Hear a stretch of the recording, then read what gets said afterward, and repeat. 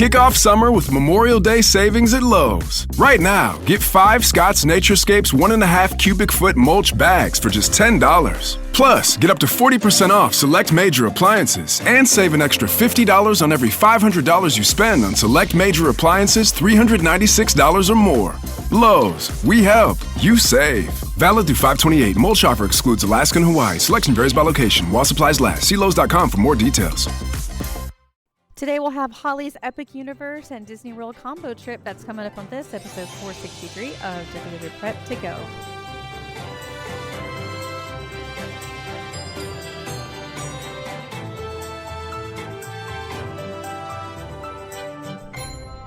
Hello and welcome to WDW Prep to go, where we talk strategy and ideas and have lots and lots of trip reports for people planning their Disney World trips. I am your host, Shannon Albert from WDWPrepSchool.com. Thank you for being here for episode 463.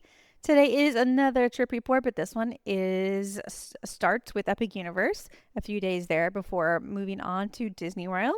So I think this will be our first taste at what that land is like now that it's fully open. Holly was there just before the opening, so she got to be part of the preview. There were some highs and some lows, but it was good to hear her thoughts and kind of first impressions as we're all kind of learning this new park. I'll have that in just a minute. Reminder that if you want to be a guest like Holly, the only way to do that is using the SpeakPipe information that is in the show notes of every episode. Leave a little voicemail with the basic details about your trip. And if it works out in our schedule, somebody on my team will reach out and get you scheduled for your pre-trip and post-trip, just like I did with Holly. So without any further ado, let's hear how Holly's Epic Universe and Disney World trip went. Welcome to Podcast, Holly. Hi. Hi, we're talking on Monday, May 12th. I understand you're headed to Orlando soon. We are. Yeah, we're heading to Orlando the day after tomorrow. So May 14th through what? The 19th. Okay. Who's we? I'm sorry, it's through the 20th. We ended up adding a day. Okay. My son, Julian, is going. He is turning 21 while we are there, and we're going to be celebrating his birthday there. My husband, Brian, will be coming, and then also a very dear friend, Alex, is coming as well. Okay. And with the different demographics of your group, how are you traveling together? Are you staying in the same hotel? How does that work? Yep, we're all traveling together and we're all staying in the same hotel. So every hotel we're staying at actually has 3 beds. So, yeah. Okay. So Alex will have her own, Julian will have his own, and then Brian and I, of course, will be together. Yeah. Okay. Now, is anybody in this group first timers? No, but Julian has only been during the pandemic. And so it was a pretty limited experience, very different. I feel like I was very excited for him to have this trip and to experience what Disney's really like this time around. So, okay. So not a first time, but kind of not in the normal state of things, I guess. correct. On the previous trip. Yeah. Okay. And let's see. How did you choose to go this time of year? Well, we have actually rebooked this trip 3 times. We originally had it booked for October, and then my mom was diagnosed with cancer. So we rebooked it to January, but then when it got to January, we just decided we didn't really want to leave my mom.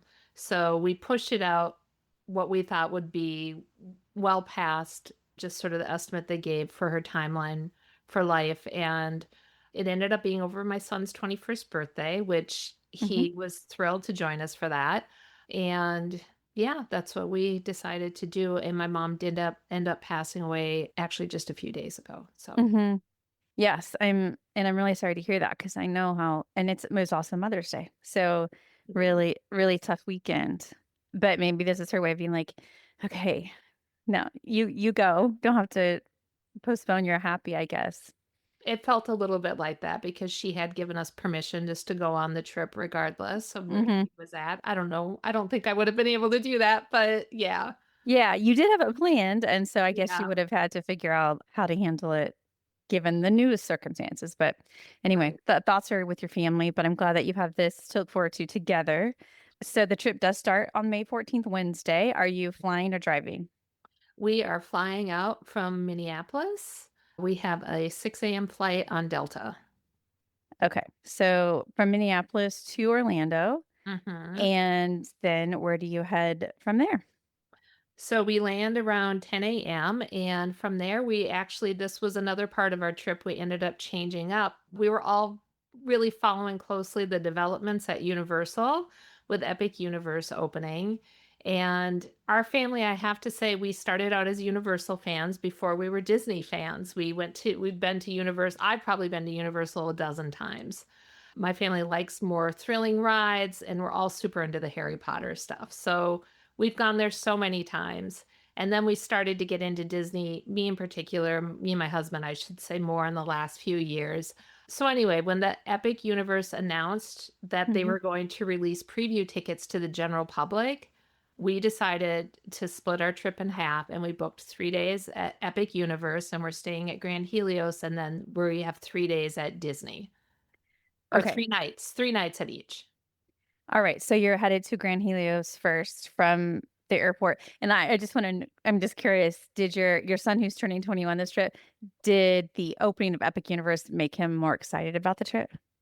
Well, we weren't gonna tell him actually initially, we were just gonna surprise him, but honestly, I'm kind of dying from the excitement, so I asked him yesterday, I was like, "Do you wanna know a surprise or do you not wanna know a surprise regarding the trip?" And he said, "I wanna know." So I told him yesterday, and Uh, he's very excited. okay. So he thought it was Disney World. Right, only, yeah. And now he knows it's a split. Okay, okay. Yeah, So he was in even when he thought it was just Disney World. I got it. correct, yeah, yeah. Okay, and then how do you expect you'll get from the airport to your resort? Well, probably just Uber. Mhm. Yeah. Okay. And then what are you doing after you arrive? So we'll check in at Grand Helios, probably just freshen up, and then I think we're just going to go straight into the park and get some food someplace. We've talked about maybe either going to Oak and Star, or actually if the Blue Dragon is open, which I saw yesterday somebody posted the menu online from inside the restaurant, so it looks like maybe it just opened. We may try to go there for our lunch as soon as we get in. My son loves Chinese food and it just seems like a fun atmosphere. So we probably will do that. And then I know we want to head over to Monsters Unchained as our first ride. Everybody's very excited about the Dark Universe portal. Okay.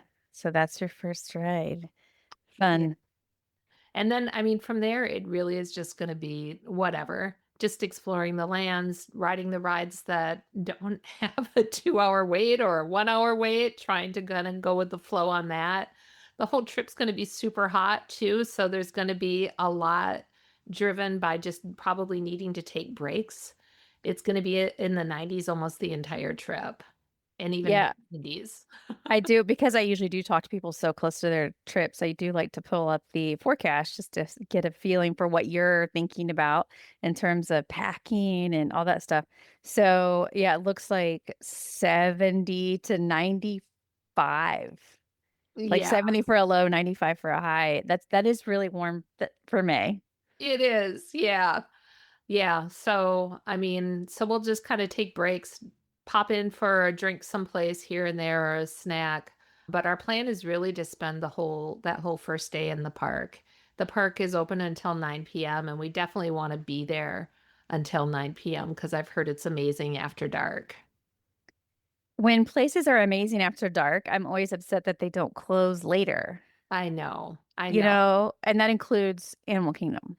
Yeah. Like, if Pandora is so amazing at I dark, which know, it is, is. you've gotta stay open late enough for us to see it. Right, totally, I Just completely agree. I wish it was open an hour more. I think actually for the actual opening, they're gonna be open later, but now during previews are yeah, it's okay. like over 9 o'clock they're closing.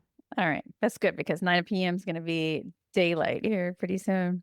Yeah. Okay. Then the next day is Thursday, May 15th.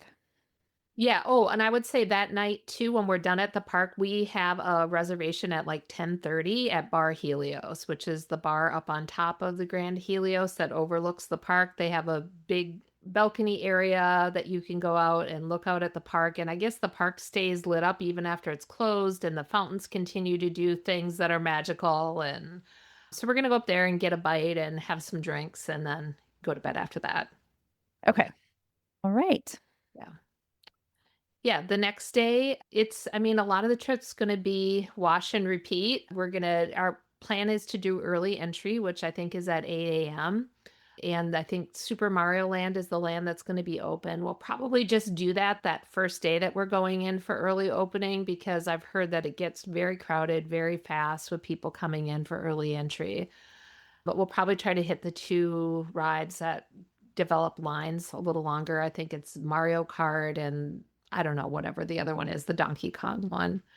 And then it's just gonna be the same thing, just exploring lands, taking time to see different things. I know we wanna have breakfast at the Café La Sirène or whatever the name is of the Harry Potter cafe that's in the Paris Wizarding World. And then we also to glance at my plans here.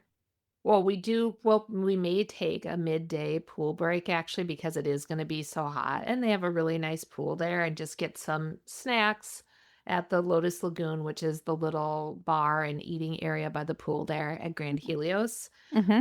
And we'll might have dinner at Mead Hall, which is in the How to Train Your Dragon land. And again, plan is to stay until park close, which is at 8 o'clock that night. It's easier to close out parks with these earlier closures, isn't it? Yes, right? Yeah.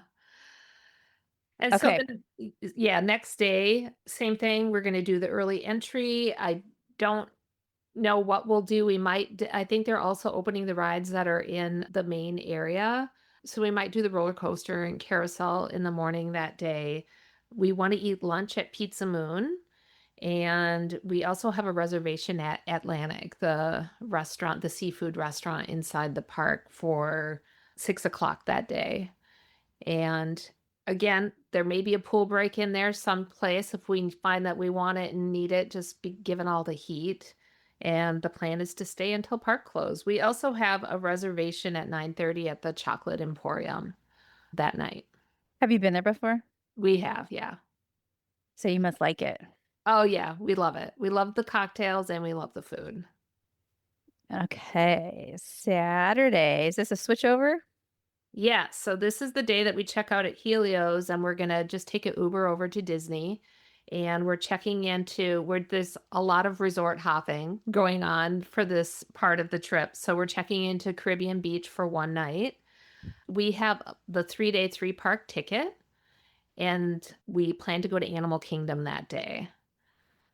Is there a Um, strategy to this split stay? Like, did you want multiple water park tickets, or is it just how it worked out? It's just how it worked out because of the having to rebook things and then the Epic stuff. It really screwed up all of our reservations that we had. I Okay. mean, I had sort of my initial trip that was all Disney was perfected. It was, Mhm. but then once we had to cancel and reschedule, I just couldn't make it work in the same way anymore. And one of the things that really caused that is that we have a DVC reservation at Riviera on Sunday night, and that we had to hold on to no matter what because it was non-refundable. So it just kind of put a split in the middle of the 3-day You, stay. and you don't have very far to go, Right, yeah. but you do end up with multiple water park tickets, right? That's right. Yep, one for every single day. So if we want to go to the water parks, we can, which we've never been to any of the water parks. And with the temperatures, is that more tempting this time? For sure, definitely. And it's free too. Okay, but on this day you said Animal Kingdom. Yep, and I wouldn't normally do this, but I feel like with just the 3-day, 3-park ticket, we really just wanna maximize our time, so we actually did get the Lightning multi-pass for Animal Kingdom. We have a 9:15 booked already for Kilimanjaro, and then we have a 10 o'clock booked for Everest, and I think we'll probably do breakfast or lunch at Satuli. And we have another the individual lightning lane booked at 12:30 for Flight of Passage. And then we have a 12:50 for Navi River Journey. And you said I wouldn't normally do this. Does that mean you wouldn't normally buy lightning lanes for Animal Kingdom? Not the multi-pass for Animal Kingdom. Yeah. Normally Okay. I'd be less worried about it because I'd be like, we can go back another time if we didn't Mhm. catch this. But I just feel like with one day, we want to make sure we can do what we want to do. Yeah. So you typically would just do the single pass for a Flight of Passage. Right. Yep. But this day you're doing all of it. Okay. Yeah. Well, I mean, Yeah. it is really easy, I guess, when you do it that way. Yeah. Okay, so you have your lightning lanes pre-booked. Did you have any issues pre-booking lightning lanes, like in general? Well, one thing is I just kind of forgot about it, so I wasn't up at the hour I could book it. Mm-hmm. With everything that's been happening, I just kinda and I've just been exhausted. I slept in and then I woke up and about 2 hours past the time I was supposed to go in. I was like, "Oh my god, I need to book those lightning lanes." So, I don't know how much that affected availability, especially with being a shorter trip. I'm sure there wasn't as great of selection available anyway, but it was fine for Animal Kingdom. I mean, it wasn't great for the other days, but we're going with what we're going with. Okay. On this Animal Kingdom day, what else you got? The only other thing that we really have at Animal Kingdom is if it's possible just to get a walk up to go into Yak and Yeti, we'd love to do that to have their tuna nachos. We're a big fan of those, and I just love the environment at Yak and Yeti. We originally had like 3 reservations there to pick and choose from, but we had to let them all go when we rebooked everything. Mm-hmm. I know that is hard, especially when you're really happy with the plan that you put together. And it's like, Right. I have the visual of just throwing your papers in the air. That's Like, uh, totally what it was like. just there goes that plan. Yeah. But okay. So the next day is Sunday, May 18th. Oh, I would just add, our plan is we also wanna hit 3 of the shows while we're there. We wanna do the Feathered Friends, we wanna hit Nemo, and we wanna do Festival of the Lion King. And then we are gonna stay until the park closes at 7 that night, so we get an extra hour. And then we might do dinner at the lounge at Steakhouse 71. Or we might go to Tamboo Lounge. But the real goal is to get over to Trader Sam's to try to get in a little later. Hopefully that'll work. It's a Saturday night. I don't know if that's realistic. We've never been to Trader Sam's. We really want to try to do it. Yeah. It's tricky getting in. Have to get in line early or wait or whatever. Yeah, we're hoping by going a little later, we might be able to slide in there for the last hour. Yeah, you might be able to. Yeah. Okay, now we're on Sunday, May 18th, which I believe you switched to Riviera for. Yeah, so we have a DVC rental. It's a deluxe studio that we're staying in, and it has a park view. We're really excited, or whatever it's called, the nice view. Mhm. Our plan is to rope drop Hollywood Studios, and again, we have the Lightning Lane multi pass. I did book kind of the burner. With the earliest thing I could get booked was at 9:15, so we're doing Star Tours. And then I know we wanna have the breakfast Ronto wrap. None of us have ever had it, but we love the Ronto wraps in general, so That it's such a narrow window. It's like if you want Right. it, you kind of have to work it into your touring plan. Totally, that's why I mention it. And then I think we're just gonna stay until 12 or 1 and plan to head back to the pool at Riviera and enjoy some time there, or who knows, maybe we'll end up going to one of the water parks that day. And then that evening, we're gonna head back to Hollywood. We're gonna have dinner there, either at the Brown Derby or at Woody's barbecue. And again, just stay there until park close. I You said Brown Derby or Woody's. Does that mean you have reservations for both, or you're hoping to pick up reservations for I one? have reservation at Woody's. Honestly, I kind of would like to do Brown Derby, but for some reason there was nothing open. Hmm. It was kind of weird. So I need to just kind of keep rechecking that. Mm-hmm. We do have a Lightning Lane book that evening for Toy Story Mania at 6:45 and then Slinky Dog at 7:30. And then we also have a 10:30 reservation at Beaches and Cream. Open late. Yes. Yeah, we're gonna head in there for the end of the night to get some ice cream. Yeah. That'll be a nice leisurely Skyliner ride over. Right. Yeah. Okay. And then the next day is Monday, May 19th. So that day, I think we will probably sleep in a little bit, give ourselves a little rest, and the plan is to go to Epcot that day. We check into Boardwalk. Actually, we're staying at Boardwalk Inn that day. Oh, okay. Yeah. I didn't know we had another resort change. Yes. Check. Yep. Boardwalk. Okay. And this is our final night. We'll probably do breakfast in France. I really want to try the Viking coffee for breakfast, which isn't at France. That's in Norway, but I would like to try that. And then I just was reading some strategy about getting on Guardians just through the regular queue. And I've just been reading that maybe trying it around 10 a.m. is one of the better times to try to do it rather than rope dropping it. So we're going to give that a try and see how Do that you have do you also have lightning lanes booked? We do have a lightning lane booked for Guardians at 1 as well. So you We want to do standby and lightning lane? Yes, we want to do Guardians as many times as we can. It is our favorite ride at Disney. My son has never been on it. I'm really excited for him to experience it. I Yeah, just think it's like a ride that just creates so much joy. it does for those of us that aren't motion sick. Right. It's one or the other, and I'm sure your son will love it. Yeah. And again, we probably will take a pool break this day.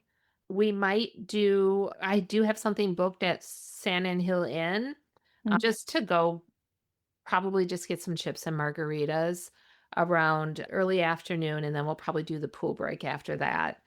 We may just have for dinner like the blue ribbon corn dogs and go to Abracadabar. And then we have an after hours at Magic Kingdom booked that night. So we're going to head over for that. Okay. Now that would explain the sleeping in. And also, my next question was going to be about the decision to eliminate Magic Kingdom, but that is not what you did. Right. You Yeah. gotta, have you been to an after hours before? I have every trip I go on, other than the first one when we went during the pandemic, we always book after hours. We've really fallen in love with the after hours experience, especially at Magic Kingdom. Mm-hmm. And when we went during the pandemic with my son and we went to Magic Kingdom, it was not a great experience at all. And I felt very sad because he is super into those retro old rides and he really wanted to ride them. And we could only go, there were so few we got on. Mm-hmm. And so I'm really excited for him to have this experience of being able to get on anything. Anything without having to have a lightning lane, without having to have a touring plan. Right. Yeah. You just do it. Yeah. And when it's hot like this, I really like when there's after hours. Yeah, totally. So it would be safe to say your focus would be rides because this is your only Magic Kingdom time. Yes, it definitely will be. Are you going to be watching fireworks? We will probably watch the 9 o'clock fireworks. Yeah. Uh-huh. Because they do another one for after hours, but we'll probably skip that one. Yeah, you do have choices. Yeah. Okay. Is that it for that day? I mean, the only thing I just mentioned is our strategy for after hours at Magic Kingdom 2 is to always, right when the after hours starts at 10 p.m., to get in line for Tron. And so we knock that out right away before the line kind of backs up there. And then we go back at the very end of the night and get in line for it again. So you get to do multiple rides on Tron. Yeah. Yeah. And that's probably it for that night. Yeah. Since we'll be there till 1. Yes, I was going to say if there's anything after that, I'm going to be surprised. But I wanted to ask. Yeah. Okay, then Tuesday, May 20th is departure. Yep. On Tuesday, our flight out isn't until 4 o'clock. So we are actually going to go to Boma for brunch that morning. We have a 10 o'clock reservation. And you've been there before? Yes. Yep. I've been there a couple of times. My husband's been there once. Again, my son's never been there. So yeah, we all love it. We think it's such good food. It is really good. Okay, anything between Boma and the airport? We don't have anything booked. Okay, you'll take an Uber back probably, right? Yes, we will. Yeah. Since that's how you got there. Yeah. So then our flight leaves at 4 and we should get back here in Minneapolis around 6:40. All right. Okay, well, this sounds fun. And I'm glad your family will have this time together. And I'm looking forward to hearing how you like Epic Universe and how all the split stays go. Yeah, we definitely are going into Epic with the attitude of you expect nothing. Just whatever we get to do is a bonus. So, yeah. Yeah. Okay. Well, it sounds good. I will talk to you in a couple weeks. Okay. Thank you so much. Are dry eye symptoms frequently interrupting your day? Keep dry eyes off your schedule with Refresh Reliever PF Extra Lubricant Eye Drops, offering an advanced formula to soothe and hydrate your eyes. With innovative hydrocell technology to lock in moisture and prevent further irritation, Refresh Reliever PF Extra gives you lasting relief. Equipped with a soft squeeze multi-dose bottle featuring a double lockout system that keeps drops sterile, so you can feel confident using it. Refresh has been delivering relief from dry eye symptoms for 35 years. It's a track record of success that has earned the trust of physicians and patients alike. You deserve relief from your dry eye symptoms, and your eyes deserve extra. Find Refresh online or in the eye drop section at all major retailers. FSA and HSA eligible. This podcast is supported by Talkspace. When my husband came home from his military deployment, readjusting was hard for all of us. Thankfully, I found Talkspace. Talkspace provides professional support from licensed therapists and psychiatric providers online. Military members, veterans, and their dependents ages 13 and older can get fast access to providers, all from the privacy of their computers or smartphones. I just answered a few questions online, and Talkspace matched me with a therapist. We meet when it's convenient for me, and I can message her anytime. It was so easy to set up, and they accept TRICARE. Therapy was going so well, my husband and I started seeing a couples therapist through Talkspace too. Talkspace works with most major insurers, including TRICARE. Match with a licensed therapist today at Talkspace.com/military. Go to Talkspace.com/military to get started today. That's Talkspace.com/military. Welcome back from your trip, Holly. Hi, Shannon. Thank you. We're talking on Thursday, May 22nd. You haven't been back very long. 2 days. Nope. Yeah, we just got back late on Tuesday. How'd it go? It was a great trip, but it also required a lot more pivoting than we were prepared for. But we did it. We did it. I feel like we made the most of all of the circumstances, but it was a little bit of a mixed bag with the stuff at Epic. Okay. I can't wait to hear how it goes. I'm a fan of a pivot because I'm just real curious about that. But let's start from the beginning. Wednesday, May 14th, you were flying from Minneapolis and landing around 10 o'clock in the morning and heading to Universal. Yeah, so we had to get up at 3 a.m. so we could be to the airport by 4. And yeah, there were no delays. We got in around 10 and just went straight to Helios Grand Hotel in Epic Universe and had asked for an early check-in, but our room wasn't ready when we got there. I'd say we got there probably about 11, and they told us that they would just text us when the room was ready. We told them it was my son's 21st birthday, and they gave him a pin to wear, but he didn't want to do that. He just doesn't like to have a lot of attention focused on him, so he refused to wear the pin. And yeah, so we just pretty much gave our luggage to Bill's Services and headed off into the park. All right. So where did you start? Well, of course you have the entrance direct from Helios Grand right into the park, which was lovely and nice to be able to do that. That was pretty exciting. And I will say too, we were really impressed with the hotel. We thought it was beautiful. Like, we usually stay at Portofino when we're at Universal, which has obviously some really great theming. And this, I'd say, had sort of a Mediterranean and sort of a space age sort of theming, celestial. And we just thought it was beautiful. That's what we thought. It was like modern and beautiful everywhere you looked in the hotel. So we headed into the park and the music was really loud. I do not know what was going on that Wednesday, but the music was so loud in the park. It felt like you had to shout at each other. And for some reason, even in the evening when we came back to the hotel, the music was so loud in that area that we literally had to like plug our ears walking past it because it hurt. It was that loud. What the heck? I know. It was weird. I do not know what was happening with the music that day in the park, but it didn't stay that way the entire time. Good. It'd be awful not to be able to have a conversation. Right? So we went to get lunch right away because we hadn't eaten anything, and we decided to go to Oak and Star, which is the barbecue restaurant in Epic. We went to the bar first, the Plastered Owl, which is right there within the restaurant, and we actually just ordered a drink right away, which is sort of our custom. We always like to have a cocktail first thing as soon as we start vacation. And the bartenders told us, they actually made the drinks right there in front of us. And I ordered one of the drinks off the menu, but just told them, like, I don't like it overly sweet. I like things more balanced. So they did a few modifications and it was perfect. And they did tell us that if you order drinks on the menu, they'll come from like a batch cocktail. Whereas if you come to the bar, they make them for you right there. So that to me is a big deal. I hate batch cocktails because they just tend to be more watered down. Anyway, so we got the cocktails and then we went and grabbed a table and there was like no wait at all. We could just basically grab any table in the establishment. And we'd heard that the brisket was really good. So we ordered that. All of us did, either a sandwich or just the straight up brisket meal. And it was delicious. It really was truly great barbecue. We were all pretty impressed by it. And it came with the mango bread, which people have been raving about. And I thought that was good. I mean, it didn't blow my mind, but it was tasty. But we were really happy with that meal. And then after that, we decided to head over to Dark Universe to go into the Monsters area, the Universal Monsters area. That was the area I'd say that all of us were most excited about experiencing. Igor, one of the characters, was out wandering around interacting with people. We didn't actually talk to him, but he looked great and was really having a lot of extended interactions with guests. So that was kind of cool.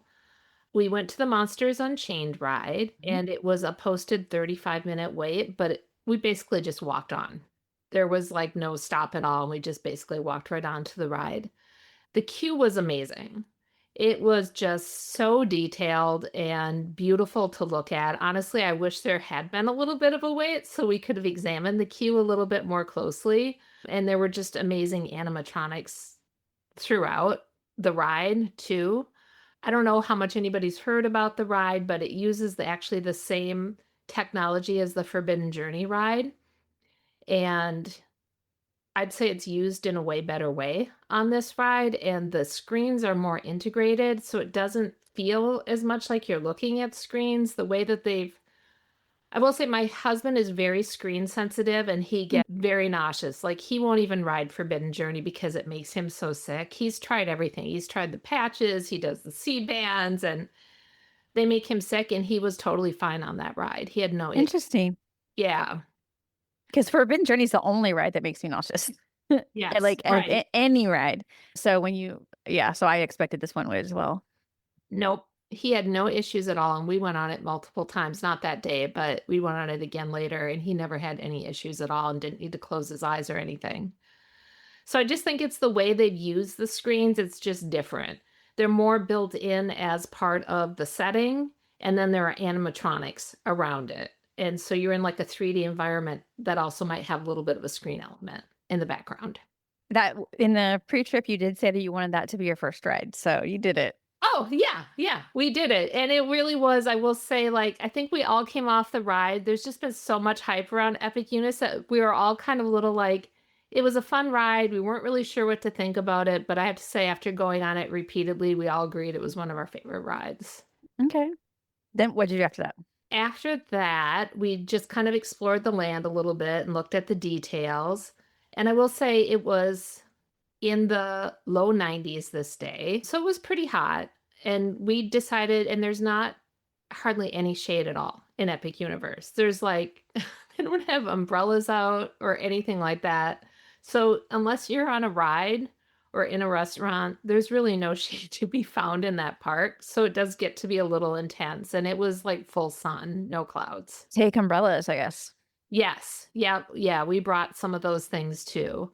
So we headed over to Isla Burke to the How to Train Your Dragon world. And that is also just a stunningly realized land. It's the amount of detail is just kind of mind-blowing to walk into. It kind of takes your breath away in the reveal when you come through the portal, because you don't really know what you're walking into until you really just get into the land, and it's just like, wow, right in front of you. Just all of this stuff.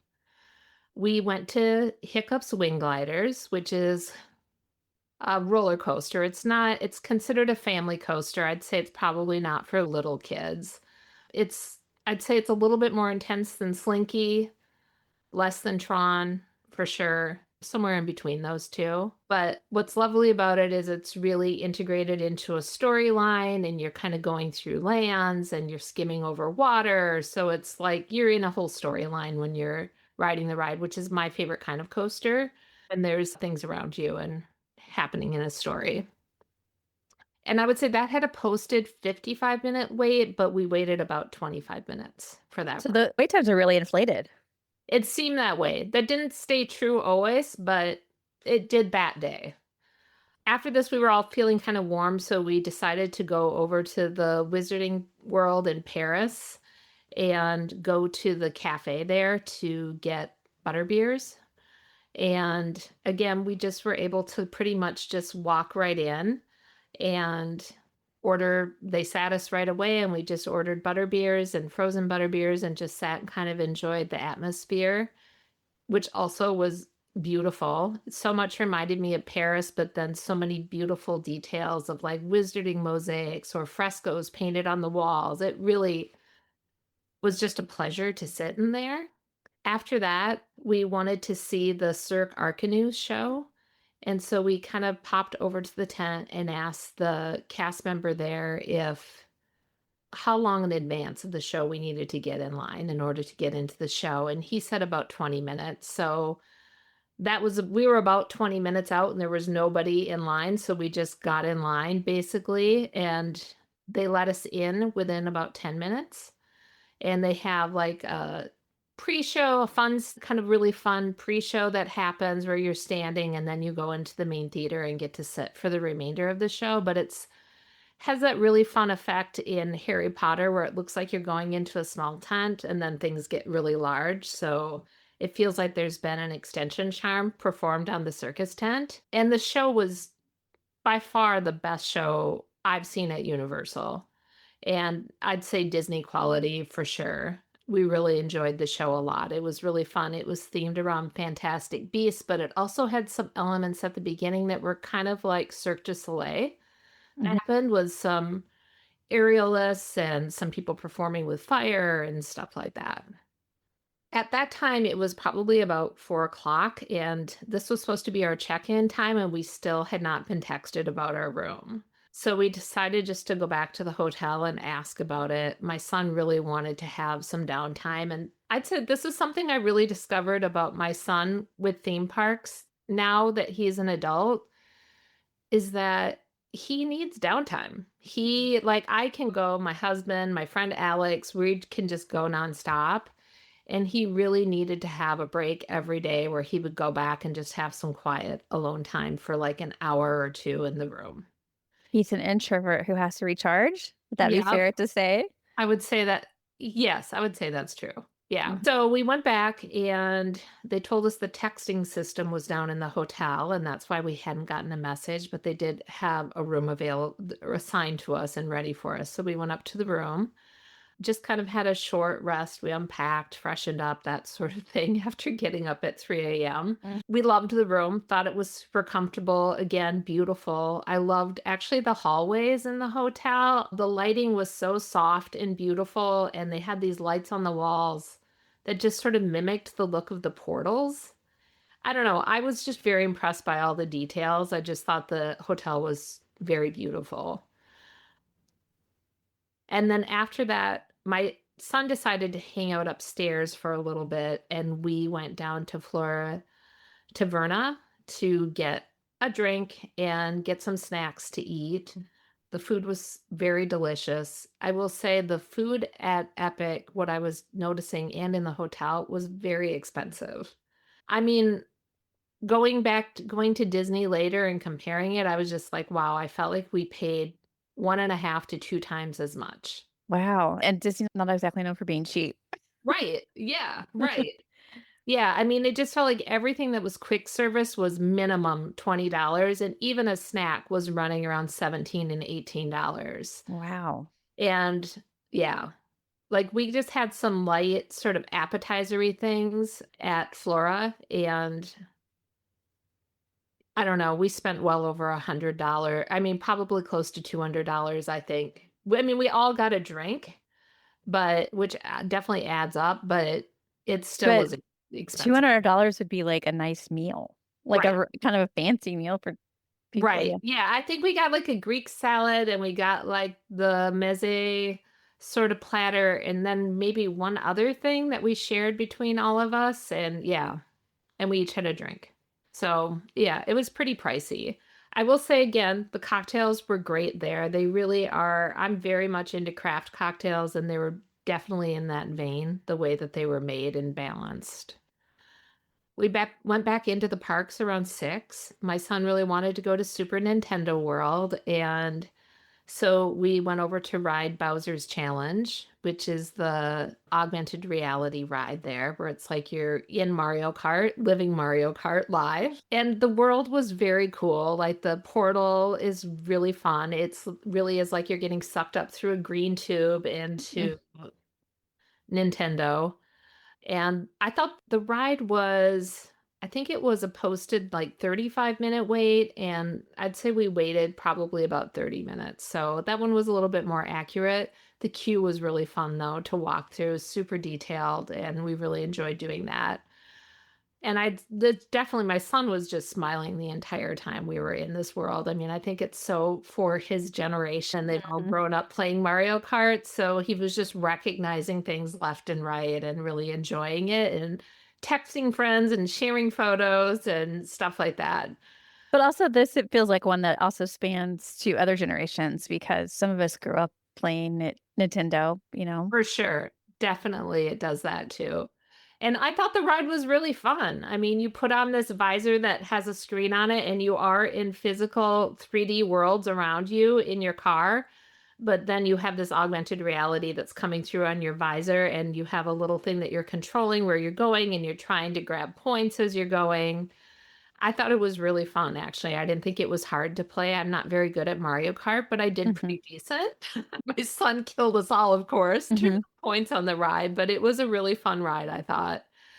The problem with that ride, though, overall, we found on this trip was that it had a lot of downtime. It was often inaccessible, and when it was, there would be anywhere from a 45-minute wait to a 90-minute wait for it. It just, despite the fact that it was like low crowds in the park, there was just always a big wait for that ride. We probably got it at one of the lowest points, honestly. I wonder if that will improve now that it's open. I have actually been monitoring wait times today, and I don't know what they did that was different, but basically wait times have been like 10 to 15 minutes on all of the rides. So yeah, it's interesting. I guess that's the point of a preview. Yeah. Or work some of those kinks out. Yeah. So after that, we went back to Celestial Park. And I guess I haven't really talked about that at all. I think the main park that everything's built around is also very beautiful. Lots of restaurants and little kiosks to eat at, lots of stores. Again, no shade though, very hot to be in that park, but it definitely, I think, as greenery grows in, it is going to feel a lot more like a real park. There's just a lot of places to sit down too, which I really appreciated. And we decided to go over and ride Stardust Racers, the roller coaster there. It had a posted 15-minute wait, and we waited about that long for it. We rode the yellow side, and it is, if you've rode Velocicoaster, I'd say it's on par with that in terms of intensity. You catch a lot of air on that roller coaster. You're up out of your seat all the time. And it does not, once it launches, it does not stop. It is just tons of barrel rolls and going over hills and flying out of your seat. And the racing with the other coaster is just kind of amazing because there are times that you're twisting in and out with one another and you can just look and the other people are right there, or they're hanging over you, or they're beneath you and you're looking down at them. It's disconcerting, but also fun. Everybody in our group really loved the roller coaster. For me, it was a little bit too intense. Like, it's not something I would probably want to go on more than once in a day. Do you ride Velocicoaster? I do. And actually, I do okay on Velocicoaster. I think it's a little shorter. This is the longest coaster at Universal. And yeah, I think Veloci is just a little shorter. So the intensity of it does not feel like, oh my gosh, is this ever going to not one more barrel roll? Yeah. Which is how I started to feel. Anyway, let's see. I will also say too that as it started to get dark, I thought the coaster was really beautiful. The track is not lit up at all, but the coaster car itself is. So it really just kind of looks like a rocket or an asteroid like shooting through the park. It's very pretty. And that night the park was open till 9, so we actually did get a little bit of nightfall that we were able to catch. And again, after we were done with this, my son decided because there were some sort of playoffs or something that was going on with the Minnesota Timberwolves, and he's been following it closely. So he went back to the room to go watch that. So he took off and he was actually going to order room service from the room for dinner that night, but the phones weren't working. The phones. Yeah. So the phone was completely non-operational. We did have an iPad in the room that controlled opening and shutting the drapes, and we can control the temperature from there and the fan and all of these things that could be controlled from this iPad, but you couldn't order room service from it. You had to call down for that. So he ended up going down to the Aurora market downstairs and just picking some stuff up and bringing it back up. We decided then we went back to Darkmoor or Dark Universe just to kind of see it at night, what it looked like, which of course it's better at night. It should look like, it's the kind of place you want to be at night. With these parks being built where they're so beautiful at night, I hope that means the park hours will be conducive to that. I Because know. Universal close, they can close kind of early sometimes. They definitely close early. Yeah. And I mean, I hope they do too, because I do think that park it's so beautifully lit up at night. It really is a spectacle at night. Not just the Dark Universe, but like the entire Celestial Park is like that. When we went back to Darkmoor, the Invisible Man was walking around, and my friend Alex had an interaction with him that went on for quite some time. And I have to say, it was just kind of interesting because his personality was kind of surly and angry, and he was really like getting into her personal space, which didn't bother her. Watching me just watching her, I felt uncomfortable for her, but he was really like in her personal space and right up in her face talking to her. Yeah, which I thought was just kind of interesting. It felt consistent with his character, but yeah. Anyway, just really different for a character interaction. I do think it's funny when there are characters that are hard to translate to real life. Like on the Disney side, that would be Elsa. Yes. She's got an icy personality, but you can't really do that when you're interacting with guests. And that's a funny thing to have to navigate, I think. Right. Yeah, definitely. But it feels like Universal is kind of leaning into that for sure. Yeah. I think that's more their thing. Yeah, right. Exactly. Yeah. We decided after that we wanted to go over and ride the Constellation Carousel, which had like a posted 25-minute wait. And it's just beautiful looking at night. So we thought it would be fun to ride it then. And so we went and got in queue, and there was a sign when we came up saying that it was a hot set and that they were filming that evening. And it ended up being almost an hour wait to get on. And I don't know if it was just because of the filming, but even when they were done filming, it just felt like the ride attendants were not doing a good job of like loading people on, and they left so many vacant spaces. And I don't know. It just took a really long time to get on it. It was a great carousel. It really felt like the constellation animals that you rode, it felt like they were dancing with each other, the way that they moved and interacted with each other. And like I said, it was very beautiful at night. After that, we just headed back to Helios Grand because we had a 10:15 reservation up at Bar Helios at the top of the hotel. You did. You told us that in the pre-trip, but schedule-wise, it's been a long day at this point. It was a really long day, but we still all really wanted to go since we had the reservation. And honestly, it was about the only available reservation for all the days we were there. That's why we had booked it. Again, super beautiful space with this dome with all these constellations inside. I highly recommend going up there. And the observation deck outside looking over the park is amazing. You really they keep the lights on throughout the night in the park, even after it's closed, so you can really watch the fountain performing and lit up, and it's really great space. We had snacks there and we had cocktails. Everything was excellent. Again, very expensive, but really good. We loved the farmer's cheese with the grilled bread. We also had the calamari, which was really good, and we had the wings, also excellent. And then when we were done there, we just went back down to bed, which it was about midnight at this point. So for almost 24 hours.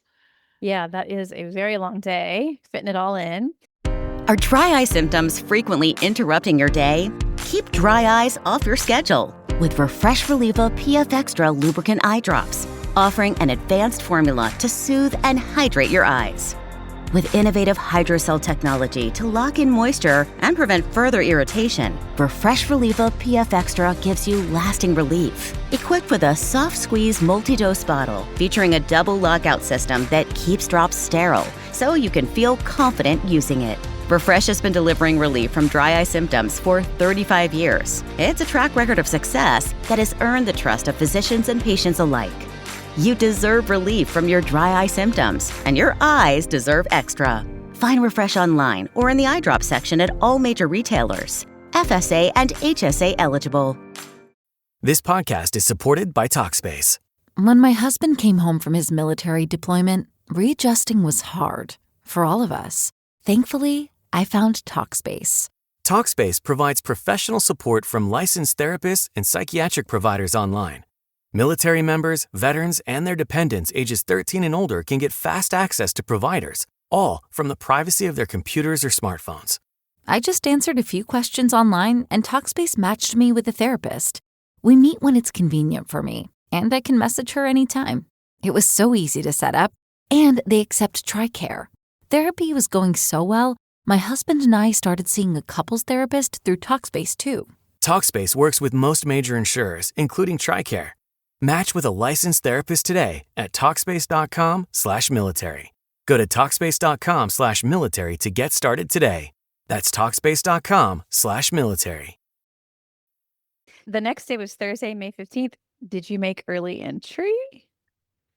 We woke up at 7 for early park entry, and it was supposed to be Super Nintendo World that was opening up at 8. We went to queue to get into the Super Nintendo World, actually. So we got in. They let us into the park right around 8 o'clock from the hotel. And we went over to Super Nintendo. And as soon as we got there, we were told that world wasn't going to be open that day or not that day, but at that time, because the rides were down. So they opened up Dark Universe, which we'd already kind of done what there was to do there. The werewolf ride still wasn't, roller coasters still wasn't operational. So what we decided, we saw on the app that at 8:30 at Isle of Berk, they had a meet and greet with Toothless the dragon. So we thought we would go just kind of queue outside Isle of Berk and could get in for that 8:30 meet and greet. We ended up waiting until 9 a.m. Didn't open till 9. There was no meet and greet at 8:30. We went in to ride Hiccup Swing Gliders, and as soon as we got in queue, it went on delay. So then we went and rode Dragon Racers Rally, and that was just basically a walk-on, super short ride. It was fine, I would say. I would not recommend waiting more than 15 or 20 minutes for that ride. And we went back because Hiccups looked like it was going to come back up again. People were starting to queue. We got in line, waited about 30 minutes, and it just was delayed. So at that point, we left, and looking in the app, 7 out of the 11 rides at Epic were not functioning. Rough morning. Yes. And so we just decided we'd just go to breakfast.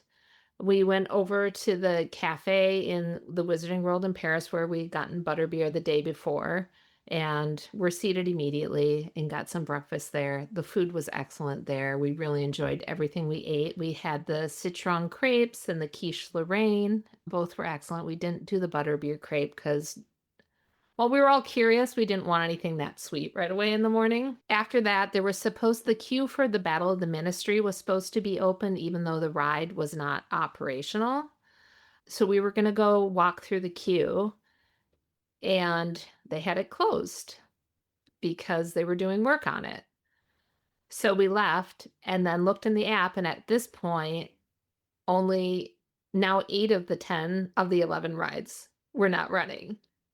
And it was already about 11:30 a.m. at this point, and we were actually kind of frustrated about the situation. And we just wanted to do something. Well, I think that the lands are beautiful and they're full of detail meant to be explored. One, when it was as hot as it was really hard to want to linger around and look at the detail. And just knowing that you weren't going to have the reprieve of getting on a ride to stand in an air-conditioned queue because there was almost nothing open. And of course, the few things that were open, everybody was at. So everything was posting like a 45 to 60-minute wait to get on the ride. So what we decided was we went over to guest services and just kind of told them about our morning and that we were kind of frustrated and that we had bought tickets for 3 days to the parks, to Epic, and asked them if they could just give us tickets for the day over at the other 2 Universal parks, which they did. They wanted to know all of our feedback about how our day went and what went wrong so they could share it back with the team at Epic, but they very happily gave us park-to-park tickets over at the other parks. Well, there wasn't anything for you to do. Right. And it was so hot out, like I said. So yeah, that's what we did. We left and we went to the other Universal parks. We grabbed the bus from Helios Grand and went over there. So Wait, which one did you head to? Yeah, so we started at Universal Studios. We got there around 12:30. One of our favorite coasters is Revenge of the Mummy, so we decided we would just go right there and get on that. And honestly, I don't know how many dozens of times we've been on that coaster. We went to get in line. We were in line for about 30 minutes and it went on extended delay. What? Yes. So we left and then we went over to Gringotts. It had a posted 25-minute wait and we waited about 20 minutes. So that worked fine. That was great. And then we kind of got into a groove after this. We got on to Men in Black. It was a walk-on. My husband got the high score and he gloated the rest of the trip about that. We stopped for tacos at Bumblebee Man and we got margaritas from the little drink counter that's over in the Hollywood area. I don't know what it's called. And just kind of sat down outside and had tacos and margaritas. We split up at this point because my son really wanted to go on Rip Ride Rocket. I'm not a huge fan of that coaster. It's a little too herky-jerky for me. So intense. Yeah. So they went to go ride it and they said it was a walk-on and they actually just rode it 2 times in a row. They got off and the guys on the ride said, if you want to go on again, just walk back onto the ride vehicle. So that's what they did. And my friend Alex and I went over and rode E.T. Much more tame ride. Right. Yeah. And then we decided that we'd all meet back up at the Mummy because it was open again and try again. Had a 15-minute standby. I'd say we waited about 10 minutes and then there was another delay that happened while we were in queue, but it did start operating again about 10 minutes later. So we were able to finally ride it. On the way out of Universal Studios, we decided we wanted to go over to Islands and we were just going to walk over. We were walking past Jimmy Fallon. It had a 5-minute wait and we all just decided to pop in and do that ride quick. And then we left that park and went over to Islands. I'd say at this point it was like around 3 o'clock and my son had never rode Velocicoaster. So we went and got in queue for that, had a posted 30-minute wait. And I'd say we were on it within 15. He loved it. We all enjoyed that a lot. And then we went over and rode the Forbidden Journey, had a posted 10-minute wait, but it was basically a walk-on. Did your husband sit out? Yes, he did sit out, actually. Mm-hmm. Yeah, he sat down outside and didn't. Well, he walked the queue with us and then exited. That's good too, because the queue's amazing. Right, yeah. And then we decided just to go over and get in line for Hagrid's. It had a 75-minute wait, and we waited, I'd say, about an hour to get on the ride. And then it was probably about 5:30 at this point, and my son, again, was just feeling done and wanted to head back to the hotel. So my husband actually walked him back to where he would catch the bus in City Walk and saw him onto the bus and then came back and met my friend Alex and I. We went to NBC Grill to get dinner, and he just met us there. We texted him and told us we were there. And I don't know, I had a really excellent turkey club sandwich.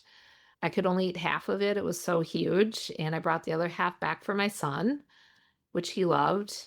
And then we went to go back to Helios Grand and we waited 45 minutes for a bus to come. I even called, we probably stopped for the other resorts, saw buses come by at least 3 or 4 times during that for each resort. in the time that we were waiting for Helios. Wow. I even called the hotel and just said, or texted them and said, hey, we've been here waiting for over 30 minutes. We've seen some of the hotels have buses come through 3 times at this point. And I don't know, they weren't very helpful in the texting. They were like, oh, there's probably traffic delays or whatever. And yeah, so we took almost an hour to get back to the hotel. And then I did stop by the front desk and just told them, like, hey, you should just know that we waited this long. And they told us that Lowe's is not in charge of the transportation. That's Universal. And they gave me a card to contact Universal to give them feedback. That's interesting dynamic, isn't it? It is. Yeah, because I mean, I don't think the guests see it that way. Get back to the hotel, it feels like it's their responsibility. Yeah. And I do think they're going for that bubble mentality, the way that Disney does, but it's going to be hard to achieve that if there's a disconnect like that. Yeah, you're absolutely right. Well, and I was kind of surprised too because, well, one, we don't ever normally use buses because we're almost always at Portofino or at Royal Pacific, so we would just walk to the other parks. But I've always just heard like the buses are so regular at Universal, like there's virtually no wait for the buses, so it was really surprising. It is surprising. Yeah. Yeah, so we got back and I'd say it was 8:30. Gave my son my leftovers, and then we all changed and decided to go down to the pool actually for the last hour it was open and just kind of swam around. And there's music underneath the water, so that's kind of fun to swim with. And I thought the pool was beautiful. I really enjoyed kind of its longer and thinner sort of meandering design, because it just meant there were more seats that were right next to the pool. The other thing they had designed that I loved was there was like a ledge about a foot beneath the water that ran all around the perimeter of the pool that was tiled. So you could just sit there and be in the water. And it was very easy then also to get in and out at any point in the pool because you could just hop up on the ledge and get out. You didn't have to go to a stairway to get out or try to hoist yourself out of the pool. Awkwardly. Yeah, right. Awkwardly. Yeah, so we all enjoyed the pool time and then we went to Aurora Market. They had a lot of really beautiful desserts in their pastry case. Honestly, the looks of them sort of rivaled the stuffed amarettes. And although I personally thought they were, at least the ones we had were more delicious than the stuff I've had at amarettes. That's high praise. Yes. Yeah, it was really good. Again, really expensive, but I want to say it was like $15 or $16 for one of the little cakes. That is a lot. Yes. Yeah. And we were in bed by 11 o'clock. 11 o'clock. Okay. Another long day. And it's one of your concerns before the trip was the temperatures were going to be higher than normal. So with the lack of shade and everything, were you guys doing okay with the weather or no? I felt like I think that it was okay. I did actually I'd say that was the day that I got a little bit of a sunburn. It wasn't bad, but that was the only day that I really started to burn a little bit. And I think it was just sort of the lack of shade. I was fine all the other days. Yeah, that's tough. It reminds me of when Toy Story Land opened and it was summer. There was no shade and everybody's just out there exposed. It's so difficult. Wanting to be on all the rides there and in the space. Yeah. Yeah. It just makes it a little less fun when shade can just lower the temperature and the sun exposure, obviously, so easily. You would think that they would incorporate that in Florida. Right. Plan for that. Yeah. Yeah. It's like the people that design it. Have you ever been to Florida? I know. Well, I was kind of surprised they just didn't, because you know how at Disney they'll have all the umbrellas in the queue to provide shade. They just really don't have anything like that at Epic. Yeah, that's a bummer because it gets so hot. I mean, you were hotter than average, so right. That's rough. Okay, you had one more full day, Friday, May 16th. Well, so I didn't state this at the top of it, but what happened was that we had learned that week before we were leaving, we learned that Epic was closing Battle at the Ministry for that entire week. So when we bought the tickets, that wasn't so. They were going to have Curse of the Werewolf suddenly and Battle at the Ministry closed for all the days that we were going to be there. and it was going to reopen on Saturday. And Battle at the Ministry was one of the rides we were most excited to go on. So I actually called and had asked them to change our tickets from Friday to Saturday at Epic. So we Okay. didn't change any of our hotel or anything like that. And what we decided was that we were going to go to Animal Kingdom on Friday instead. Okay. So you had to swap. Yes. All right. Did you hop in an Uber then to do that? Yep. We got up we actually decided to sleep in a little bit. We slept in until about 8:15. I'd pre-scheduled an Uber around 9:30. And so we got to Animal Kingdom. I'd say, honestly, the Uber came a little early and we were downstairs. So we were at Animal Kingdom by about 9:45. It was pretty busy in the park. We usually go kind of off season to Disney, like in January. And I wasn't used to the crowd levels, honestly, in Animal Kingdom. It was pretty different.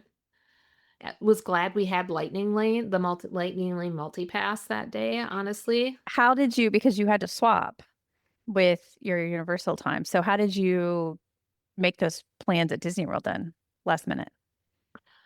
Yeah, so I actually had to call them and have them switch over our Lightning Lane passes to a different day.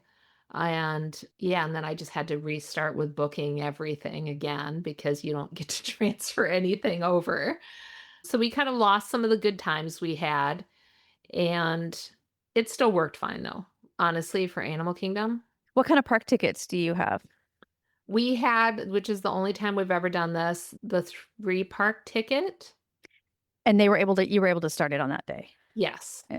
instead of the next day. Okay. Yeah, so I think it's good for 5 days. Yeah. So from the day, through 5 days. So we started it on that Friday. Okay. And then you just had to change your lighting lanes to this day, but Right. not the exact times, obviously, because it was based on what's available. Correct. Okay. But it was more crowded, so I'm glad you had the lighting lanes then, because a lot of people don't do it for Animal Kingdom. Right. I don't think I've ever done it for Animal Kingdom, to be honest. So I'm glad that we had it though.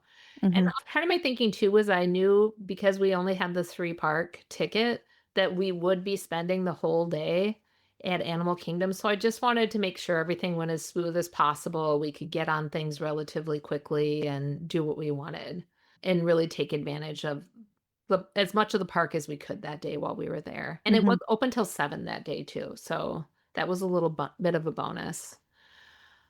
So when we got there, we went to Safari to get pastries and coffee right away. I really wanted to try the guava and cream cheese Danish, but they were all out when we got there. So we just got iced coffees, and I had booked a lightning lane right away for dinosaurs so we could kind of tap in right away on something. And so we did that at 10:15. It had like a posted 30-minute standby, I'd say, on that ride. Did that ride, and then we decided just to get an order of the buffalo chicken chips at, what is the name of the place? Do you know what it's at? I can't remember, but it's right outside. It's in the dinosaur area. We got the buffalo chicken chips for breakfast. Just sat down and ate those. And then we grabbed a lightning lane for Finding Nemo, the noon show, and went over to that. Kind of went in early and just enjoyed the air conditioning and hung out. Have you been to that show? I've actually been to it probably 3 times before. My son had only seen it the one time he's been. So Since it was revised, have you been to it? Because it was revised after the pandemic, is that right? Yes. So I've only ever seen that version. Okay. Yeah, the first time we went to Disney was during the pandemic. Okay, then that's what you know. Yeah. But still love the show. I mean, it's probably my favorite show at Animal Kingdom, honestly. It's so charming. It is. It really is. The puppetry is magical, and it's really just a nice emotional show too. My friend Alex always cries during the show. And so we did that, and then we'd booked a 12:30 lightning lane at Everest. When we were done with that, it had a 40-minute standby. Everest is one of our favorite coasters, and our goal was to go on it 3 times that day. So this was our first time. And I booked a Kilimanjaro Safari lightning lane at 12:45, but it got canceled. And so they gave us an anytime lightning lane. But wait, it got canceled? Because that's not a ride that like goes down really. Yeah, I do not know what honestly was going on, Shannon, because then they had more times available later, and I booked one for, I don't know, maybe an hour beyond that, and then it got canceled again, and then I booked it for like 2 hours later, and it got canceled again. And then received a text actually from whoever in the parks apologizing for the delay in the ride. That's so strange. Yeah, so I have no idea what was happening over the safari ride. Yeah. I'm like, So was an animal just like camping out in the middle of the road? Like, what's happening here? that's what I wondered. Yeah, or was there some bad interaction happening between animals? I have no idea, but That's so strange. it was very weird. But we ended up with 3 anytime lightning lanes as a result, which was pretty nice. But some people do this on purpose. Like they will book rides that are down or whatever, but that's the last one I would think of for this Right. kind of thing. Yeah, I mean, I've heard of people doing that, but we Yeah. really weren't trying to do that. We were just trying to No. get on the ride and No, it was an accidental thing. right. But it's still, I mean, it actually was pretty great because it, allowed us to achieve our goal of going Mhm. on 3 times easily. And since you can only book a lightning lane once, then Right. that's a really nice way to do it. Yeah, absolutely. After we went on Everest, then we went over to the Thirsty River and got a drink there outside Everest. And then we decided to do the Maharaj Jungle Trek. And I mean, it was very hot, but it's our favorite walk to do at Animal Kingdom. We always do it. And my friend Alex is really into sustainability and things about the environment. And so she spent quite a bit of time actually talking to some of the employees there about what Disney is doing. And it was actually really enlightening to learn that Animal Kingdom right now is moving towards being a zero waste park. And they're the first of all the parks that they're trying it at. And so they're trying to create all compostable packaging for everything and just finding all the ways they can to reduce waste in Animal Kingdom. And the goal is to eventually have all of Disney there as zero waste. That would be an amazing feat if they can do it. It would be a really amazing feat. We stopped at Yak Yeti. We originally had, I think, 3 different reservations booked there with our original Disney trip that we had booked that was supposed to be a week long because we weren't sure when we were going to be in Animal Kingdom, but I wanted to make sure we went to Yak Yeti. So we lost all of those reservations and I couldn't find anything else that had opened up for when we were going to be there. I just walked in and asked if we just got on the list, how long they thought it would be. And they said 1.5 to 2 hours. So we put our name on the list and then left and went over and did the Feathered Friends. We booked a lightning lane for it, but honestly, we didn't need to. There was plenty of space available. So that was like the 2:30 show and watched that. And then we used our Anytime Lightning Lane pass to go back to Everest and rode Everest again.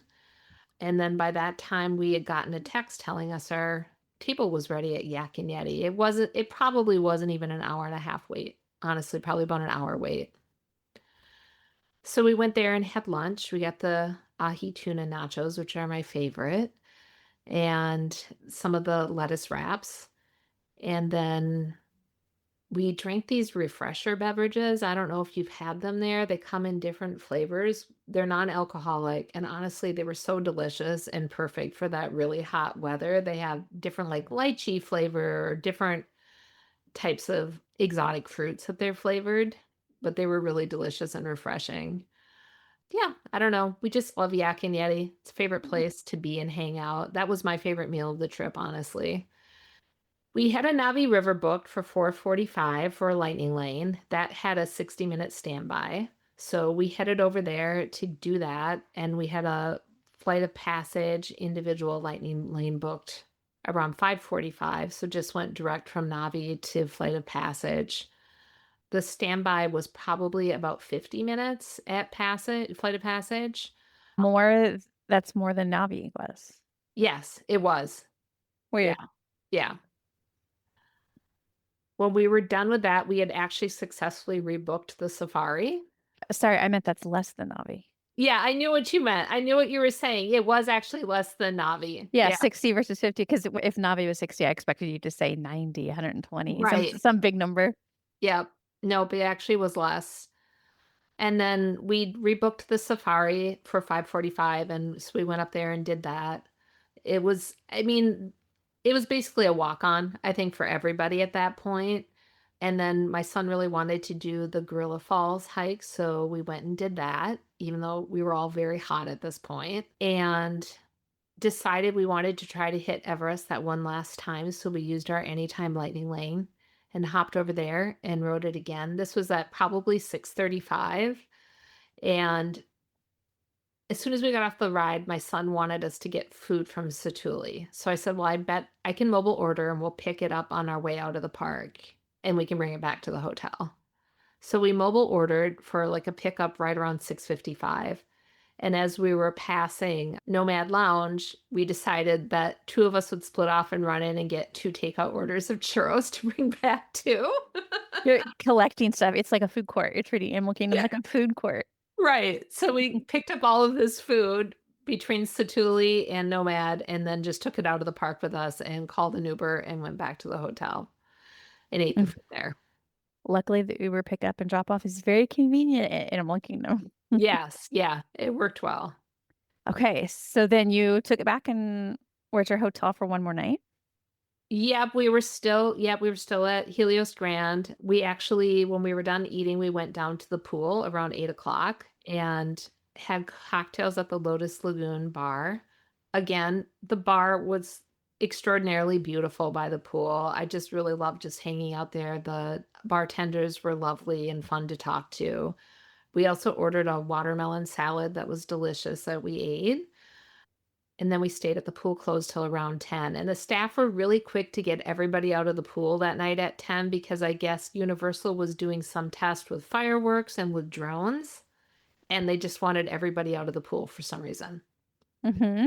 So we went up to the room. And while our room was not park facing, it faced the back of the hotel. The fireworks, you could see where they were lighting them off. There was like a pond and kind of a peninsula that went out into the pond that they were launching the fireworks from. So we really could see the fireworks from our room.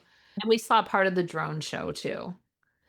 So we watched that from up there and then went to bed around 11. At what point did you decide to cancel your Chocolate Emporium reservation that night? Oh, yeah. So I canceled that as soon as I had changed our tickets. Yeah, from That Friday morning? to Saturday. Yeah. Yeah. Okay, because you probably didn't think you were going to be able to make it or something. Right. Yeah. Yeah, we weren't really sure what we were going to be doing for dining that day at all, to be honest. We just kind of went with it. You didn't know you were going to be picking up stuff to go from Animal Kingdom. No, not at all. But I will say we loved our Animal Kingdom day. It was just like everything flowed one thing to the next, even with the cancellations. It was just like we were going from thing to thing. And people say like it's so hot in Animal Kingdom. But honestly, I think because we were just in and out of shows and rides all day long, none of us ever felt really that overheated other than maybe at the tail end of the day when we did that Grill Falls trek. I do think that's key is to find ways to go in and out. And I think at Animal Kingdom, sometimes it can be hard because so much is outside. Right. But that is key. Got to have breaks from it. Yeah. Are dry eye symptoms frequently interrupting your day? Keep dry eyes off your schedule with Refresh Reliever PF Extra Lubricant Eye Drops, offering an advanced formula to soothe and hydrate your eyes. With innovative hydrocell technology to lock in moisture and prevent further irritation, Refresh Reliever PF Extra gives you lasting relief. Equipped with a soft squeeze multi-dose bottle featuring a double lockout system that keeps drops sterile, so you can feel confident using it. Refresh has been delivering relief from dry eye symptoms for 35 years. It's a track record of success that has earned the trust of physicians and patients alike. You deserve relief from your dry eye symptoms, and your eyes deserve extra. Find Refresh online or in the eye drop section at all major retailers. FSA and HSA eligible. This podcast is supported by Talkspace. When my husband came home from his military deployment, readjusting was hard for all of us. Thankfully, I found Talkspace. Talkspace provides professional support from licensed therapists and psychiatric providers online. Military members, veterans, and their dependents ages 13 and older can get fast access to providers, all from the privacy of their computers or smartphones. I just answered a few questions online, and Talkspace matched me with a therapist. We meet when it's convenient for me, and I can message her anytime. It was so easy to set up, and they accept TRICARE. Therapy was going so well, my husband and I started seeing a couples therapist through Talkspace too. Talkspace works with most major insurers, including TRICARE. Match with a licensed therapist today at Talkspace.com/military. Go to Talkspace.com/military to get started today. That's Talkspace.com/military. The next day is obviously different than your pre-trip. It was Saturday, May 17th, and you're definitely going to check out of your hotel at Universal. But instead of going to Animal Kingdom, you were going into Epic Universe. Epic again. Yeah. So this was our day 3. And I will say this too, which is kind of a bummer we saw this happening because we were kind of watching what was happening with the rides on that Friday while we were at Animal Kingdom, what was happening at Epic, like were things closed or not. So we were trying to determine if we would have to try to pivot things again. And everything seemed to be running great all day. And in On fact, Friday. they even opened Battle of the Ministry early. So yeah, I don't know. I really regret that we changed it, to be honest. I mean, we did have a great day at Animal Kingdom, but I think that day at Epic was better than the Saturday because it was really busy on Saturday in Epic Universe. And that was part of the reason why we had booked a Wednesday through Friday is we thought probably the weekend would be a lot busier. And What did you get done? yeah, so we got up at 6, we got ready, and we were in the queue to get into the park at 7:15. And by the time we were down there, there was already a line that wrapped all the way through the lobby, all the way down the hallway, and all the way outside of the building to get into the park. They did open again right at 8 a.m. Nintendo World was the one that was open in the morning, but only one ride was running. And what we decided was that we were going to just go get in the queue to go to Wizarding Paris. So when we could get on to Battle of Ministry, we'd be right at the front. We were pretty much right at the front. Because this was your first chance Yes. during your trip. Yeah. So we waited outside the portal and they opened up the portal around 8:30 and kind of walked people to the Ministry ride because they didn't want people running. And then I'd say they started us in the queue probably around 8:45, really started letting us onto the ride to walk the queue. We got about halfway through the queue and then there was a delay. That was about 50 minutes. So 50 minutes. That's yeah. a long time. Yep, we were stuck in a little room that had lockers for the oars. So we got to examine all that detail. And then we got on the ride vehicle probably around 9:30, actually. And again, it's a stunning queue. I mean, it's just like everybody says, it's amazing. It's beautiful. There's a lot to look at. Again, kind of, I almost wish that it was a little slower so we could examine more of the detail as we were going through because there were so many different environments you walk through. You go through Bridget's office and different Aurora places and Department of Magical Creatures and all of these different things you're walking through in the Ministry that you never see in the movies. Were kind of fun. So we went on the ride. I thought the ride was good. Honestly, I did not think it was as amazing as everybody said. And just having listened to a lot of people talk about the ride on podcasts in advance, I kind of think maybe we were in a B mode on the ride, to be honest. There were some things that I was like, this doesn't seem right. But that seems especially disappointing because it wasn't open until this morning. Right. Right. Yeah. It had been closed for so many days. So Yeah. they get it working more properly. Yeah. Should be fully operational, you would hope. Yeah. Yeah. Yep. Yeah. So I do think it was in some sort of B mode. I don't know for sure, but that's what it seemed like to me. I will say by the time we got off the ride, it was a posted 240-minute wait to get on it. That is a very long time. Yes. And it went up to 300 minutes that day. So 4 to 5 hours. Yeah. Yeah. Math. Yeah. But that's why Disney does virtual queues because I that's know. such a long time to stand. It really is. And people waited. We talked to people later in the park who'd waited 4 hours to ride it. Man. Yeah. So I'm glad we waited probably, less than 2.5 hours really, but which is Yeah. still a long time. It is a still very long time. So at this point, we just went back up to Helios. We actually had arranged just an hour later checkout at noon. It was probably around 10 o'clock at this point. We went up to the room. My son just wanted to hang out there until we had to check out at noon and have a little alone time. And we got all of our bags and took them down to Bell Services and checked them because our intent was to stay into the park until close at 8 that day.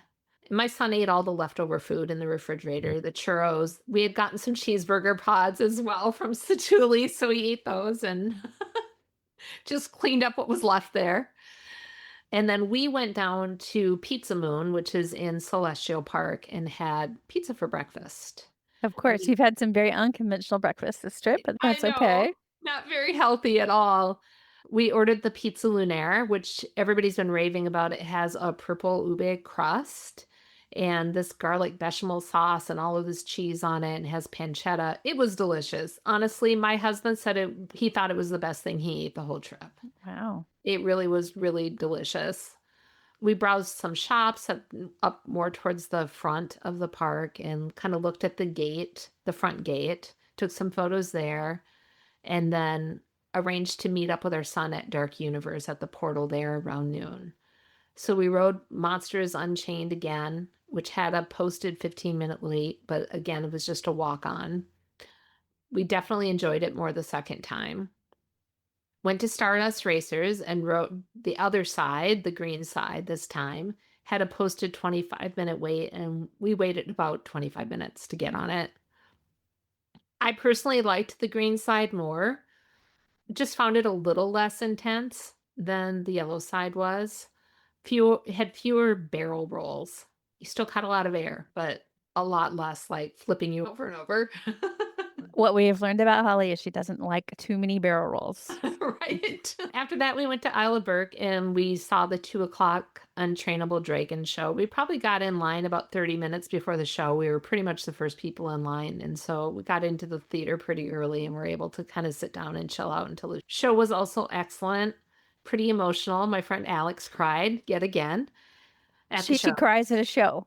Yeah, she does. She calls those things like her catnip. She loves like emotional theater. So yeah, they're very manipulative in these shows sometimes. So it works on her. yeah, it definitely works for her. At this point, there were a lot of rides that were not working in Epic again. So we went to the Tiki Bar that's in Celestial Park. It's kind of an open air bar, and we had frozen drinks probably around 2:30. And then we went over to Super Nintendo World. We rode Yoshi's Adventure, had a posted 25-minute wait, and we waited about that long to ride it. It's nothing that exciting. It just kind of takes you in a very slow moving car around the top of Super Nintendo World. So you kind of look at things. There's a tiny little game in it you can play, but you can or you cannot do it. There's no real stakes in doing it or not doing it. We went over to Donkey Kong Country. The Minecart Madness ride it was operational a few times while we were there, but it either had like an hour wait or it was broken down, honestly, most of the time that we were there. So we just went over to Donkey Kong Country just to kind of look at it and see what it looked like. And then my son wanted to get a beverage at Toadstool Cafe, which we shouldn't have done, but we did it. We waited 30 minutes to get seated and then another 30 minutes for them to bring us the beverage. It was very busy there. That's a long time for a drink. It was. My friend Alex had ordered a salad too, but yeah, we waited about an hour to get our food and beverage. And then when we were done there, my son really wanted to go to the Burning Blade, the tavern inside of Dark Universe, and they have this seasoned, charred, loaded baked potato. He really wanted to eat that. He'd asked for so little for food throughout the trip that I really felt like, yeah, we can honor your wishes to go there and do this. So it's just like a little sort of pub environment. You walk in and you have to go to a window to place your order and just pick up the food there, and then you can bring it back into the pub. So I went over and placed the order for that, and we ordered some of the cheese bites they had, the burning cheese bites, and we also got the garlic pretzel steak thing. which that stuff was ready pretty quickly, and I brought it back, and by the time I got there back into the pub, my family had stayed there and grabbed a table, but there was a character from Dark Universe sitting at the table with them. And his name was Putnam, and he was a giant slug exterminator. That was his story. And he was pretty funny, actually. He stayed at the table with us for quite a while, talking to us and entertaining us with stories about Darkmoor and his own personal story. The food was, I would say the potato was really good. The burning cheese bites were delicious. I don't know why everybody's so hyped about this garlic pretzel steak thing. I thought it was actually kind of awful tasting. And so did everybody. We all tried it and nobody really liked it that much. I mean, it's cool looking, but it doesn't taste that great. I have a theory that things that look good on Instagram, people will hype it up. You know what I Yeah. mean? Because I think it gets reactions or whatever, but it doesn't necessarily mean that it tastes great. I think that is definitely the case with this item, honest. So we decided when we were done with dinner that we just started talking about how all the rides were down. Why force ourselves to stay until 8 if we weren't feeling that happy about being there at this point? So we decided that we were going to wrap up and just head over to check in at Caribbean Beach. Okay. And you were there just for one night. So not a lot of time to spend. Right. So we rode Monsters Unchained one last time. It was just, again, a walk on. And then we went back and got our bags at Helios from Bill Service and ordered an Uber to Caribbean. All right. So before we leave Universal and move on to Disney World, the number of days that you had there, I guess we have to assume that rides will be up in the future. Do you think it was a good amount of time to be there?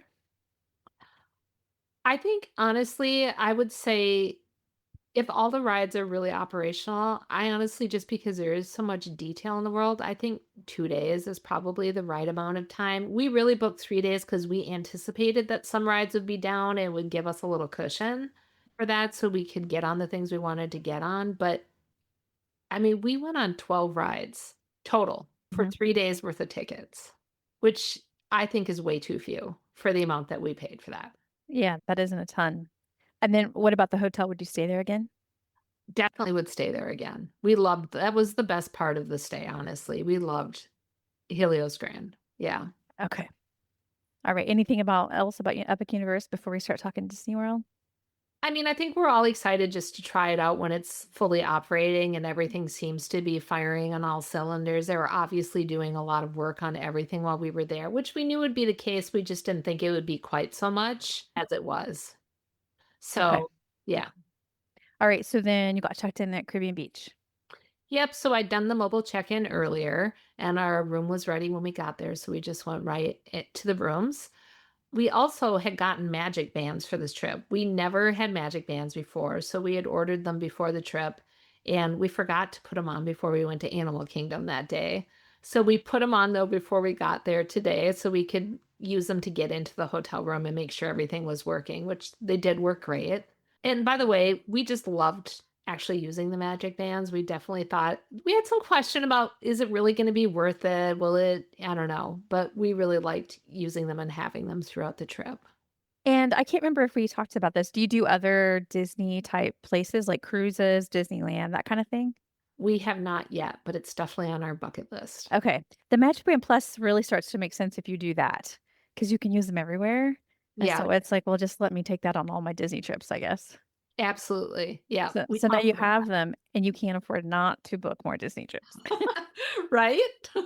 just because of the Magic Band Plus. Yeah, just because of that $35 per band investment. Yep, that's right. Have you ever stayed at Caribbean Beach before? No, we haven't. Okay, what'd you think? It's big. Honestly, I think it's pretty and I liked it, but I don't feel like it was completely our vibe. I mean, I guess I would stay there again. I think we're just kind of the pool was like I know they have multiple pools, but like the main pool was so full of children. It was just crazy. All it just felt like was just it didn't feel like a place as an adult that we would want to go hang out because it was just kind of crazy with families and kids. Yeah, so I'd say that.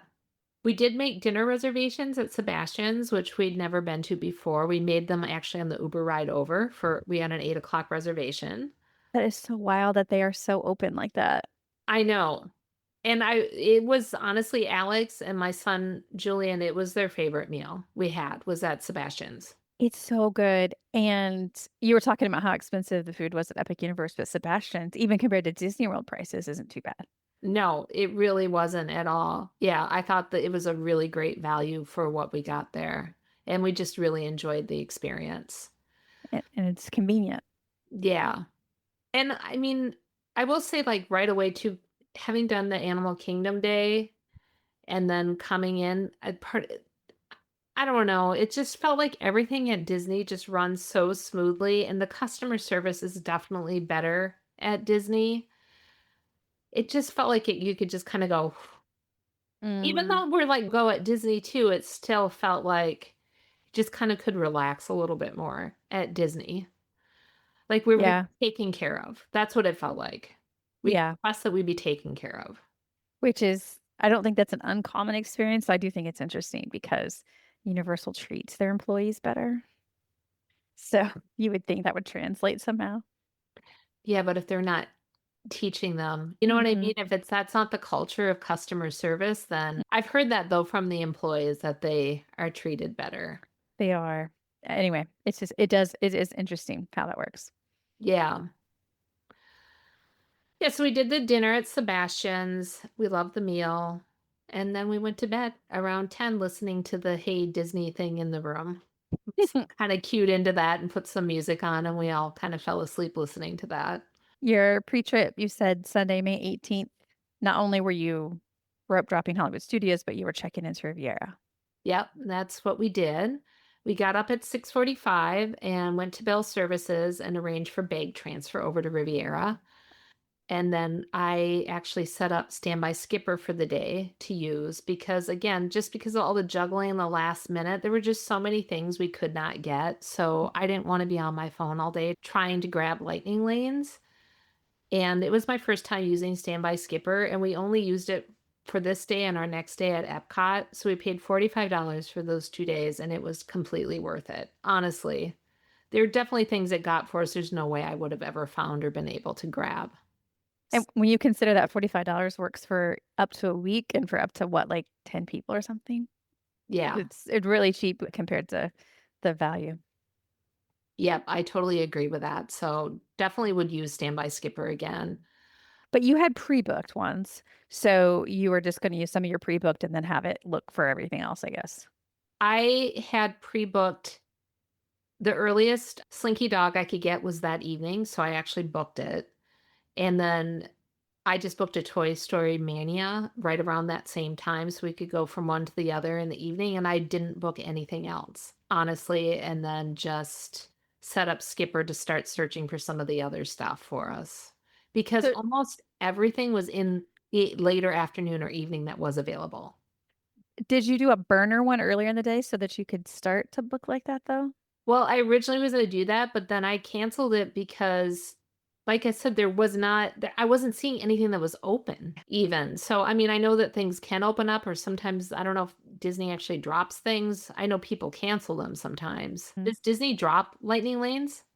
Well, in the Fast Pass Plus days before Journey Plus, they definitely did. There were pre-book ones and then day of ones, and now I think I assumed that they would do the same thing with this system, and I'm not sure that they do. I actually think that they limit the number of lightning lanes so severely that it's almost overkill. Yeah. Do you see, that's what I kind of felt. So that was part of the reason why, I don't know, we just couldn't find anything really that was available other than like maybe Star Tours. Right, So, that's a good burner one. right. But we also felt like, well, we can just walk on to that. I don't Mhm. know. I don't know.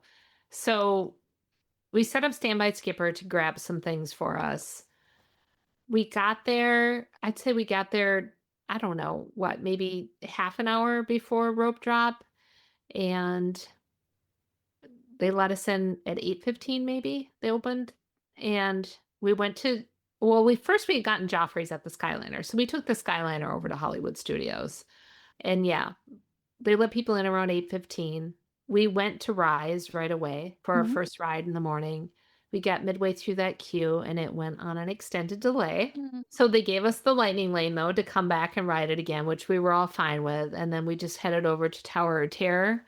It had the posted 13-minute wait and it took about 15 to get on the ride. So we just rode it then. Again, it's a ride that our family loves, and we knew that we'd probably want to do it more than once. So we wanted to sort of save the lightning lane until a little later in the day to use. Mhm. Preferably more towards the evening because I think that ride is fun at night. It is. And you already had some lightning lanes booked for the evening. So you're really stacking Right. them up. That's exactly what we were doing. Yeah.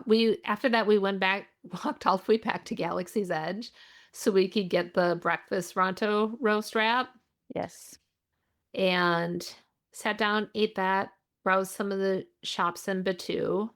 And then we booked a lightning lane for the Indiana Jones stunt show around 10:45. We'd never done that show before. We all really enjoyed it, thought that was fun. Those giant ceiling fans in though are kind of crazy. How much air they move. And then Skipper grabbed us a Mickey and Minnie's for 11:45. And so after the show, we headed over there to ride Mickey and Minnie's. It was a posted 60 standby. And then we booked a noon lightning lane for Star Tours. There was a 40-minute standby for that. It did seem pretty busy there. And then we stopped into Baseline Tap, and my husband got a beer, and the rest of us got the strawberry hibiscus soda with shots of vodka in it. And my son also got the homemade potato chips with the beer cheese dip. And then we actually just looked around at some shops for a little bit and took the Skyliner to Riviera around 1:30. We hadn't gotten a text yet telling us that the room was ready. So I just went to the front desk to inquire, and they were able to get us a room assigned right away. And what'd you think of your room? Oh, we loved our room. The room was beautiful. It was very comfortable. We had a balcony facing out towards Epcot. I guess it faced more towards Hollywood Studios, actually, when I think about it. Epcot was more behind us, but you could definitely we watched the fireworks later that night from the balcony. My son was hungry, so I took him down to Primo Piatto and we got him the focaccia chicken sandwich, which is one of my favorites there, and he never had it. So we got that, and we got a box of the Riviera cookies, and he went up and chilled out and ate food. And then we went down, the rest of us went down to Bar Riva and got lunch and had drinks. And we all had our swimsuit on, and my son came down and joined us, and then we just swam in the pool for a couple hours probably. We did both the main pool and then also the other smaller pool until around 5. And what's your experience with Riviera before? Because you said you've been to Primo Piatto, for instance. I've never stayed there.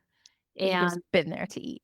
yes, and was super impressed with the quick service. I think the food there is so delicious, and the quick service doesn't even feel like a quick service because they bring it to you and serve it on real plates, and it's really nice. I know. I feel like there's a whole category of restaurants that are technically quick service, but don't feel like it. Yeah, yeah, completely. And the food is so good there. And it is in Bar Riva too. I mean, both were delicious. And we've also dined at Topolino's before. So we've been around Riviera, and honestly, I've always had my eye on staying there, which is why we ended up having to resort hop for 3 days, because the first thing I booked on this trip was I found the DVC rental for Riviera for like $310 for a 3-bed room. Mhm. So I grabbed that for the one night and just thought, well, we can stay at Riviera for one night and we'll just book everything around it. And unfortunately, when we changed everything, we had 3 nights originally at Boardwalk and 2 nights at Caribbean and the one night at Riviera. But when we switched it all up, the Riviera thing came right in the middle of the other 2 days. So we ended up having to resort hop. You did a lot. Yeah. But now that you have stayed there, it sounds like you really enjoyed it. You would go back. I would absolutely go back. I love Riviera. Yeah. Okay.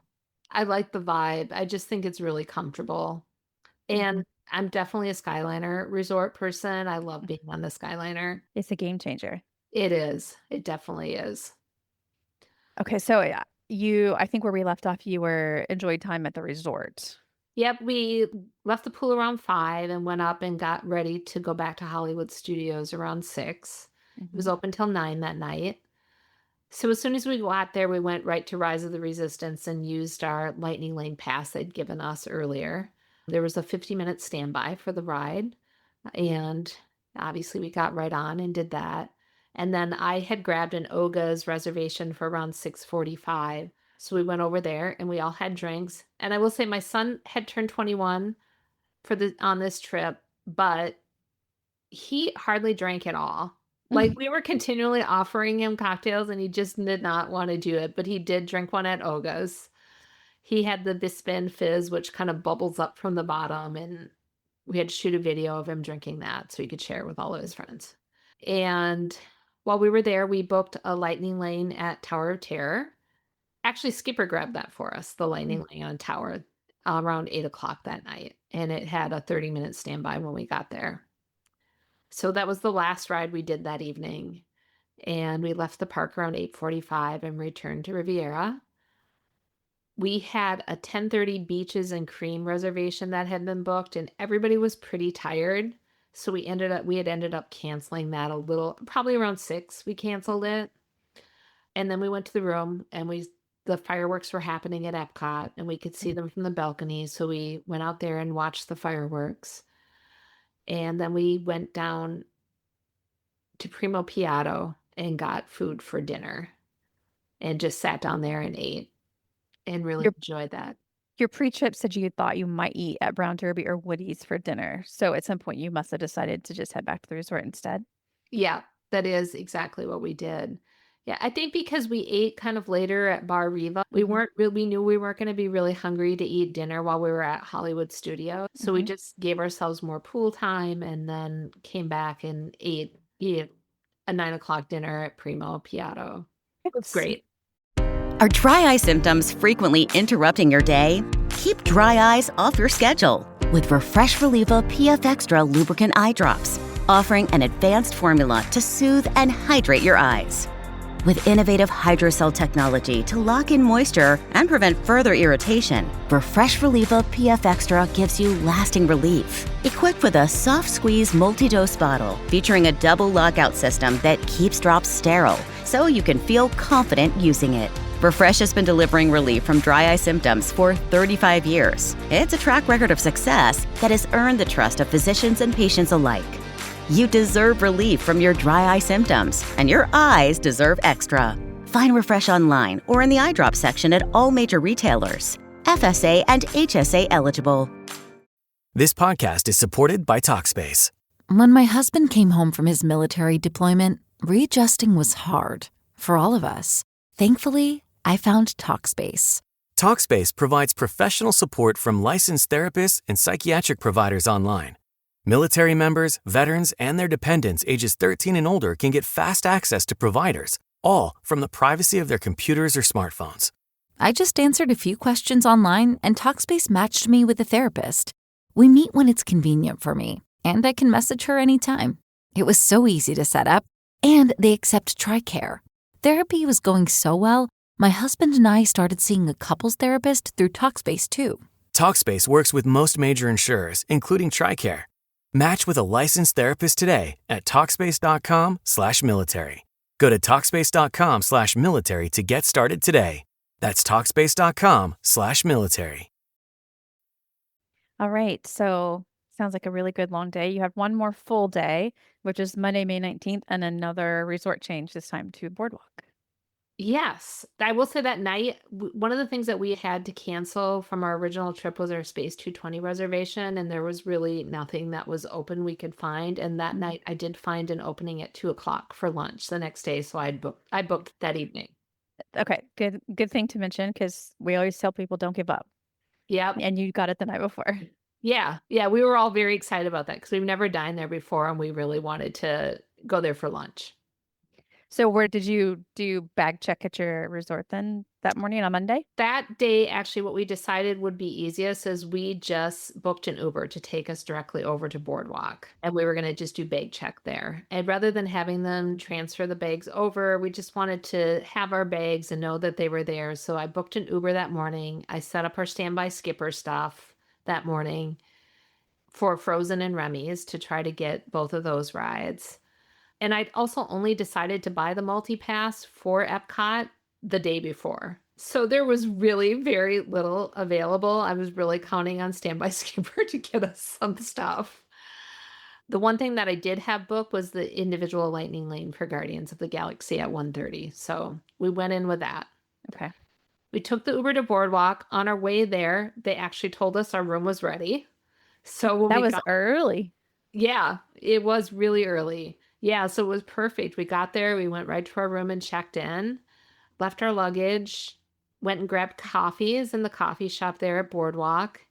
And then we left to go to Epcot. And as we were walking out, the Friendship boat was just pulling up to take people to Epcot. So we just hopped on. We figured we were going to be plenty of walking anyway. So might as well just take the boat over. So got to Epcot. Where'd you head first? Yep, we got in around 9:30, I'd say, because we did sleep in a little bit that morning. We had I had booked a lightning lane at 9:30 for Soarin'. So we headed there, got in around 9:45. There was a 45-minute standby. And then we had planned that after that, we wanted to do the standby queue for Guardians. Because I heard that around 10 a.m., sometimes there's a little bit of a lull, that it might drop to more around 60 minutes wait. And it did drop to around 75, but we just thought we'd just go do it anyway since we'd planned it. On the way there, we grabbed the Cubanito sandwiches and the watermelon cucumber agua fresca at Florida Fresh Outdoor Kitchen. And we just ate those while we were in queue. We got into the Guardians queue around 10:15. And at this point now, it was actually posted an 85-minute wait. My son wasn't very happy about this, but we ended up waiting, I'd say about 75 minutes in total before we were actually boarding the ride vehicle. Got One Way or Another as our song. It was, again, the first time my son had ever ridden Guardians, and we all loved the ride. He really loved the ride. It was fun to share it with him. We rode in the same seat together, and it was just fun to look over and see him like just smiling. And I just think it's such a joyful ride. So loved that. While we were on the ride, Skipper actually grabbed us lightning lanes for both Frozen and Remy's, like right in a row. So that was perfect, except we had to walk all the way back across the park. Yeah, that's on the other end. Yep. So this kind of started our power hour of rides where we had to like go quickly to get to Frozen in order to make that within the time frame that it was booked for us. Got onto Frozen, went over to Remy's, got on that. And then we had our 1:30 lightning lane all the way back up at Guardians. So we had to go all the way back up to the top of the park. And the humidity was unbelievable this day. It was like 95 degrees and the humidity was so high. You were standing still and you were just sweating from the humidity. I will say on the way out of Remy's, we grabbed the Grand Marnier slushies and took those back with us. And the first time I've had that, I loved that, and I would definitely get one of those again. It was very refreshing. So took those back with us. Does that mean that you walked to your hotel? No, took them back, walked back to Guardians. So for our individual lightning lane, Okay. 1:30. So You're doing a heck of a. I forgot you had the single pass lightning lane as well. You had to go right back. Yes. Yeah, so we went all the way back and got on. It was a 90-minute standby at that point there. We got Disco Inferno as our song. And then after that, we went to check in for our 2:00 reservation at Space 220. Which is a little bit closer than all those other things were. Right. Thankfully. Thankfully. We were seated immediately. We thought the food was good, but it was so much food for one person. I don't know if they allow people to split meals there or not, but they don't. Fixed price. Yeah, the lounge you can, but the restaurant you can't. Okay. Yeah, it was so much food. It was way more food than we could eat. We actually took some away with us and took it back to the hotel and put it in the refrigerator. But Sam was our server and she was great. We really loved her. I don't know who told her, but somebody told her that it was Julian's birthday, but told her that he didn't like a lot of attention. So she really was very she was kind of around his age, it felt like. And she was really like, hi, I know it's your birthday. I know you don't really like to have a lot of attention drawn to you, but can I bring you a dessert for your birthday? Which was sweet. That is sweet. I wonder if she's in the DCP. What's that? The Disney College Program? Oh, yeah. Because Yep. they would all be around his age. Yep. Yep, maybe. Yeah, she was great though. We loved the cocktails there. Thought they were really fun. And the only thing is we were seated at the really far edge of the dining room, so it was just really hard to see the screens. I mean, we were right next to a screen, but we were like at the farthest edge, so you couldn't see a lot, and there was so much reflection on the screen. So that was kind of a bummer. But I had the salmon and I thought it was excellent. Really tasty. We had a 3 o'clock lightning lane booked for Spaceship Earth, and we got on that around 3:30. It was a 35-minute standby. And after that, we were all just hot and exhausted and wanted to go back to Boardwalk for a break. Yeah, that walk is no joke though. When it's that hot, you think, oh, it's right there. It feels like 1,000 degrees when you're walking it. It does. It really does. Yeah. Yeah. So we went back to the room. We rested. I guess I would say probably about an hour and a half. We all kind of chilled out in there. And then Alex and my husband and I went down to Abracadabra and we got espresso martinis because we were getting ready for the after hours at Magic Kingdom that night, too. You guys go hard. It was. It definitely was our hardest trip we've ever done in terms of just going. After being in the heat during the day, I'm sure that you were relieved that you could at least go out when it was dark. Yes, definitely. Yeah, it was comfortable for the after hours. Yeah, so we went down to Abracadabra. We basically got a table as soon as we walked in. Somebody was leaving as we walked in, so we were able to just sort of slide into the table even though the bar was full. Had the drink there and then went up and got Julian and we left for after hours right around 7. Just took the bus from Boardwalk over. We went to Adventureland first to do some of the kind of old school rides. Most of the rides at Magic Kingdom are old school, which my son loves. They're his favorite. And there were a lot of things he's never done before. So we were going to take him to the Tiki Room. And then on the way there, we saw that the spring roll cart was still open, which isn't always the case. So we stopped and got an order of the pepperoni pizza and the cheeseburger spring rolls and grabbed a couple of tropical serenades from Aloha Isle. And when we went to get the tropical serenades, the card reader wasn't working, so they just gave them to us on Mickey. So that was nice. It is nice. We sat down right in that area and just kind of ate the spring rolls and had the floats. And then we went to the Tiki Room. Probably it was about 8 o'clock at this point.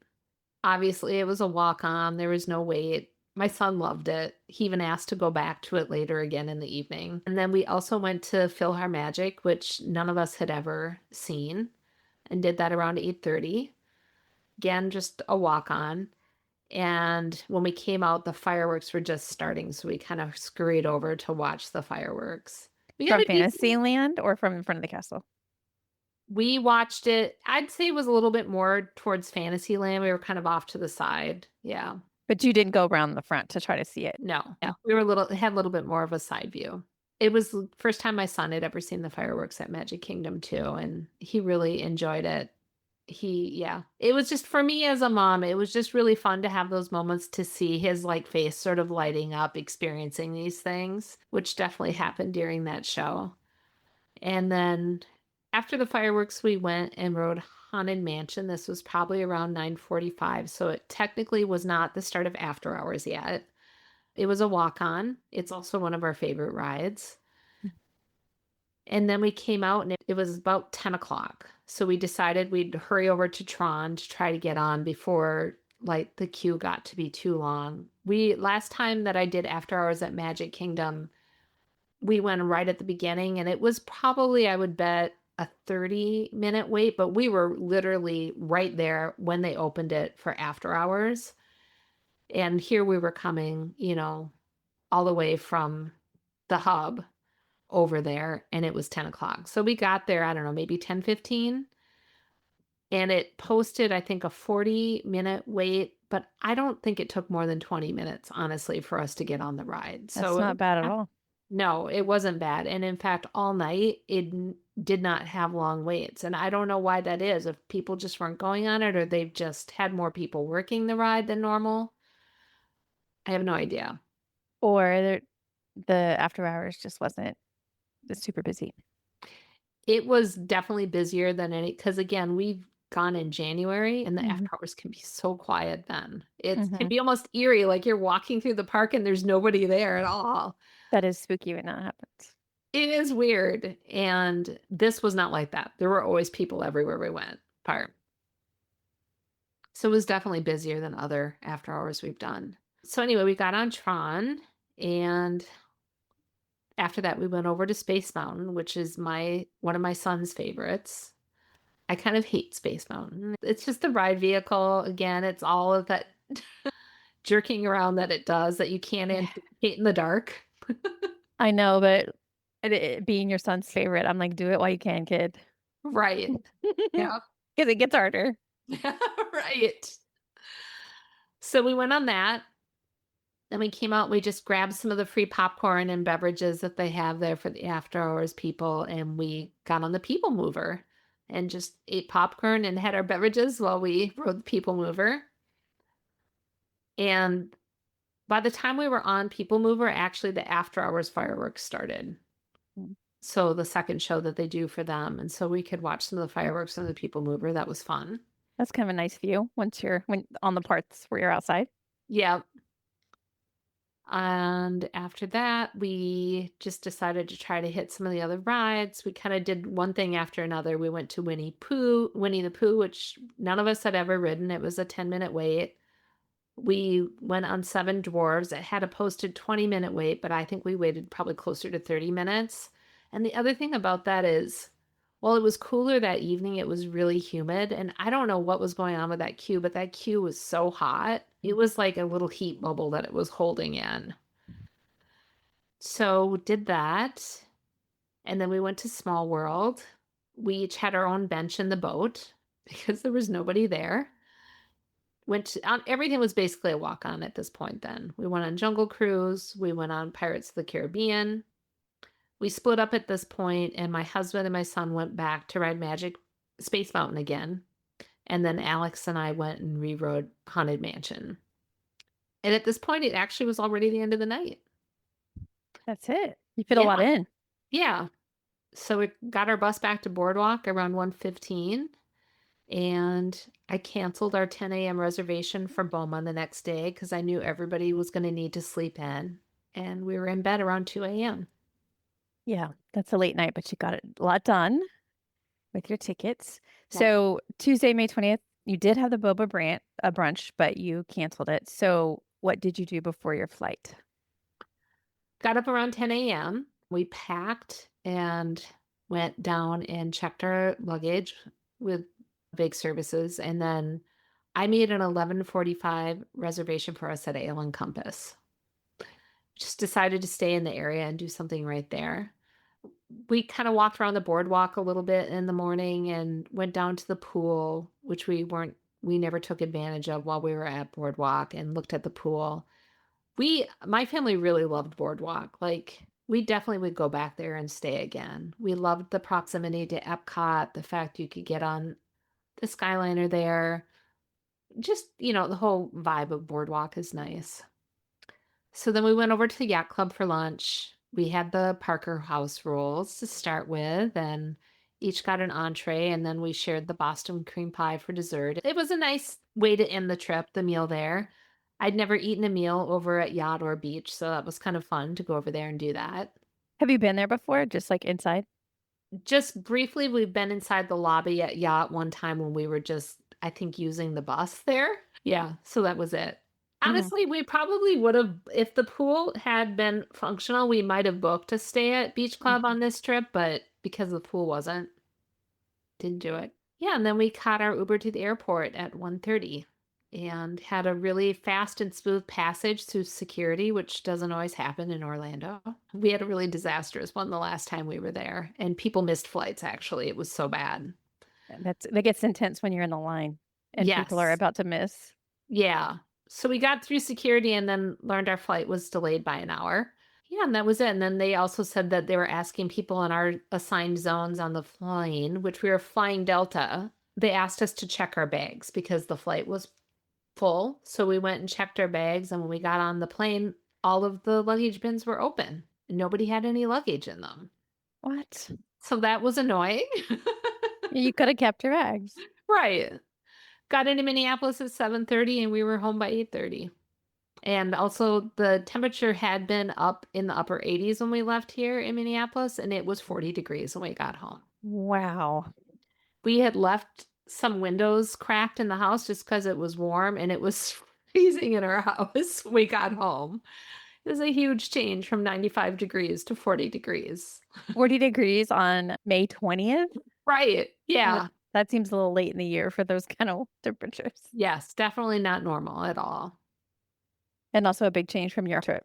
Right. Yeah. I mean, I think all of our blood thinned out while we were in Orlando, so extra cold when we got home. Yeah. So overall, sounds like it was a good trip with some hiccups, but some of that was probably to be expected Yeah. with the preview and everything. What'd you think about traveling this time of year? It was nice to take advantage of the pool, but I don't know if I would go back at this time of year again, to be honest. Maybe in April, if you could find the thing that we most like to avoid is too many crowds. So that's usually what sort of drives our trip is we like just lower crowds. Mhm. So I'd say traditionally we've gone to Disney in January, and we usually do Universal in maybe November or sometimes the first part of December because you can have really low crowds there at those times. And I honestly think that we preferred that. So, Definitely cooler temperatures yeah. that time of year.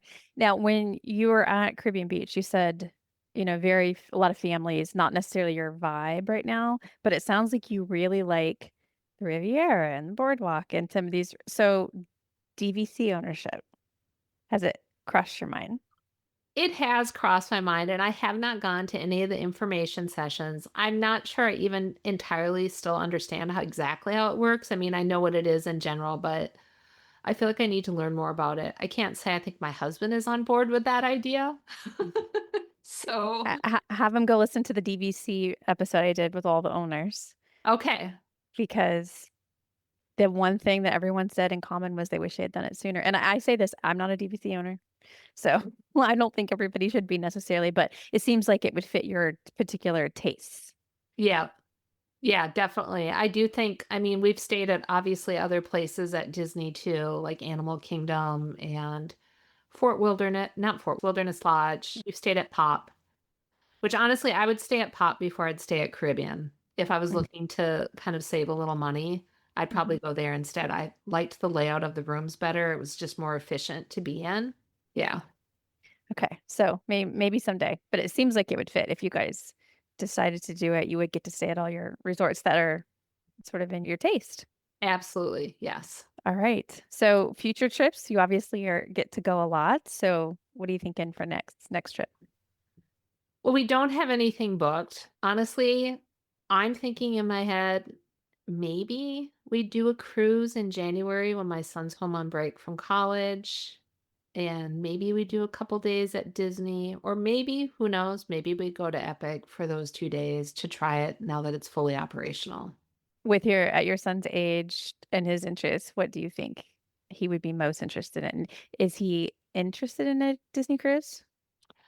I think he's worried about it being too laid back and that he won't have enough to do. So, while I think he is interested in the notion of the cruise, but he has expressed that to me that he's a little worried about being bored.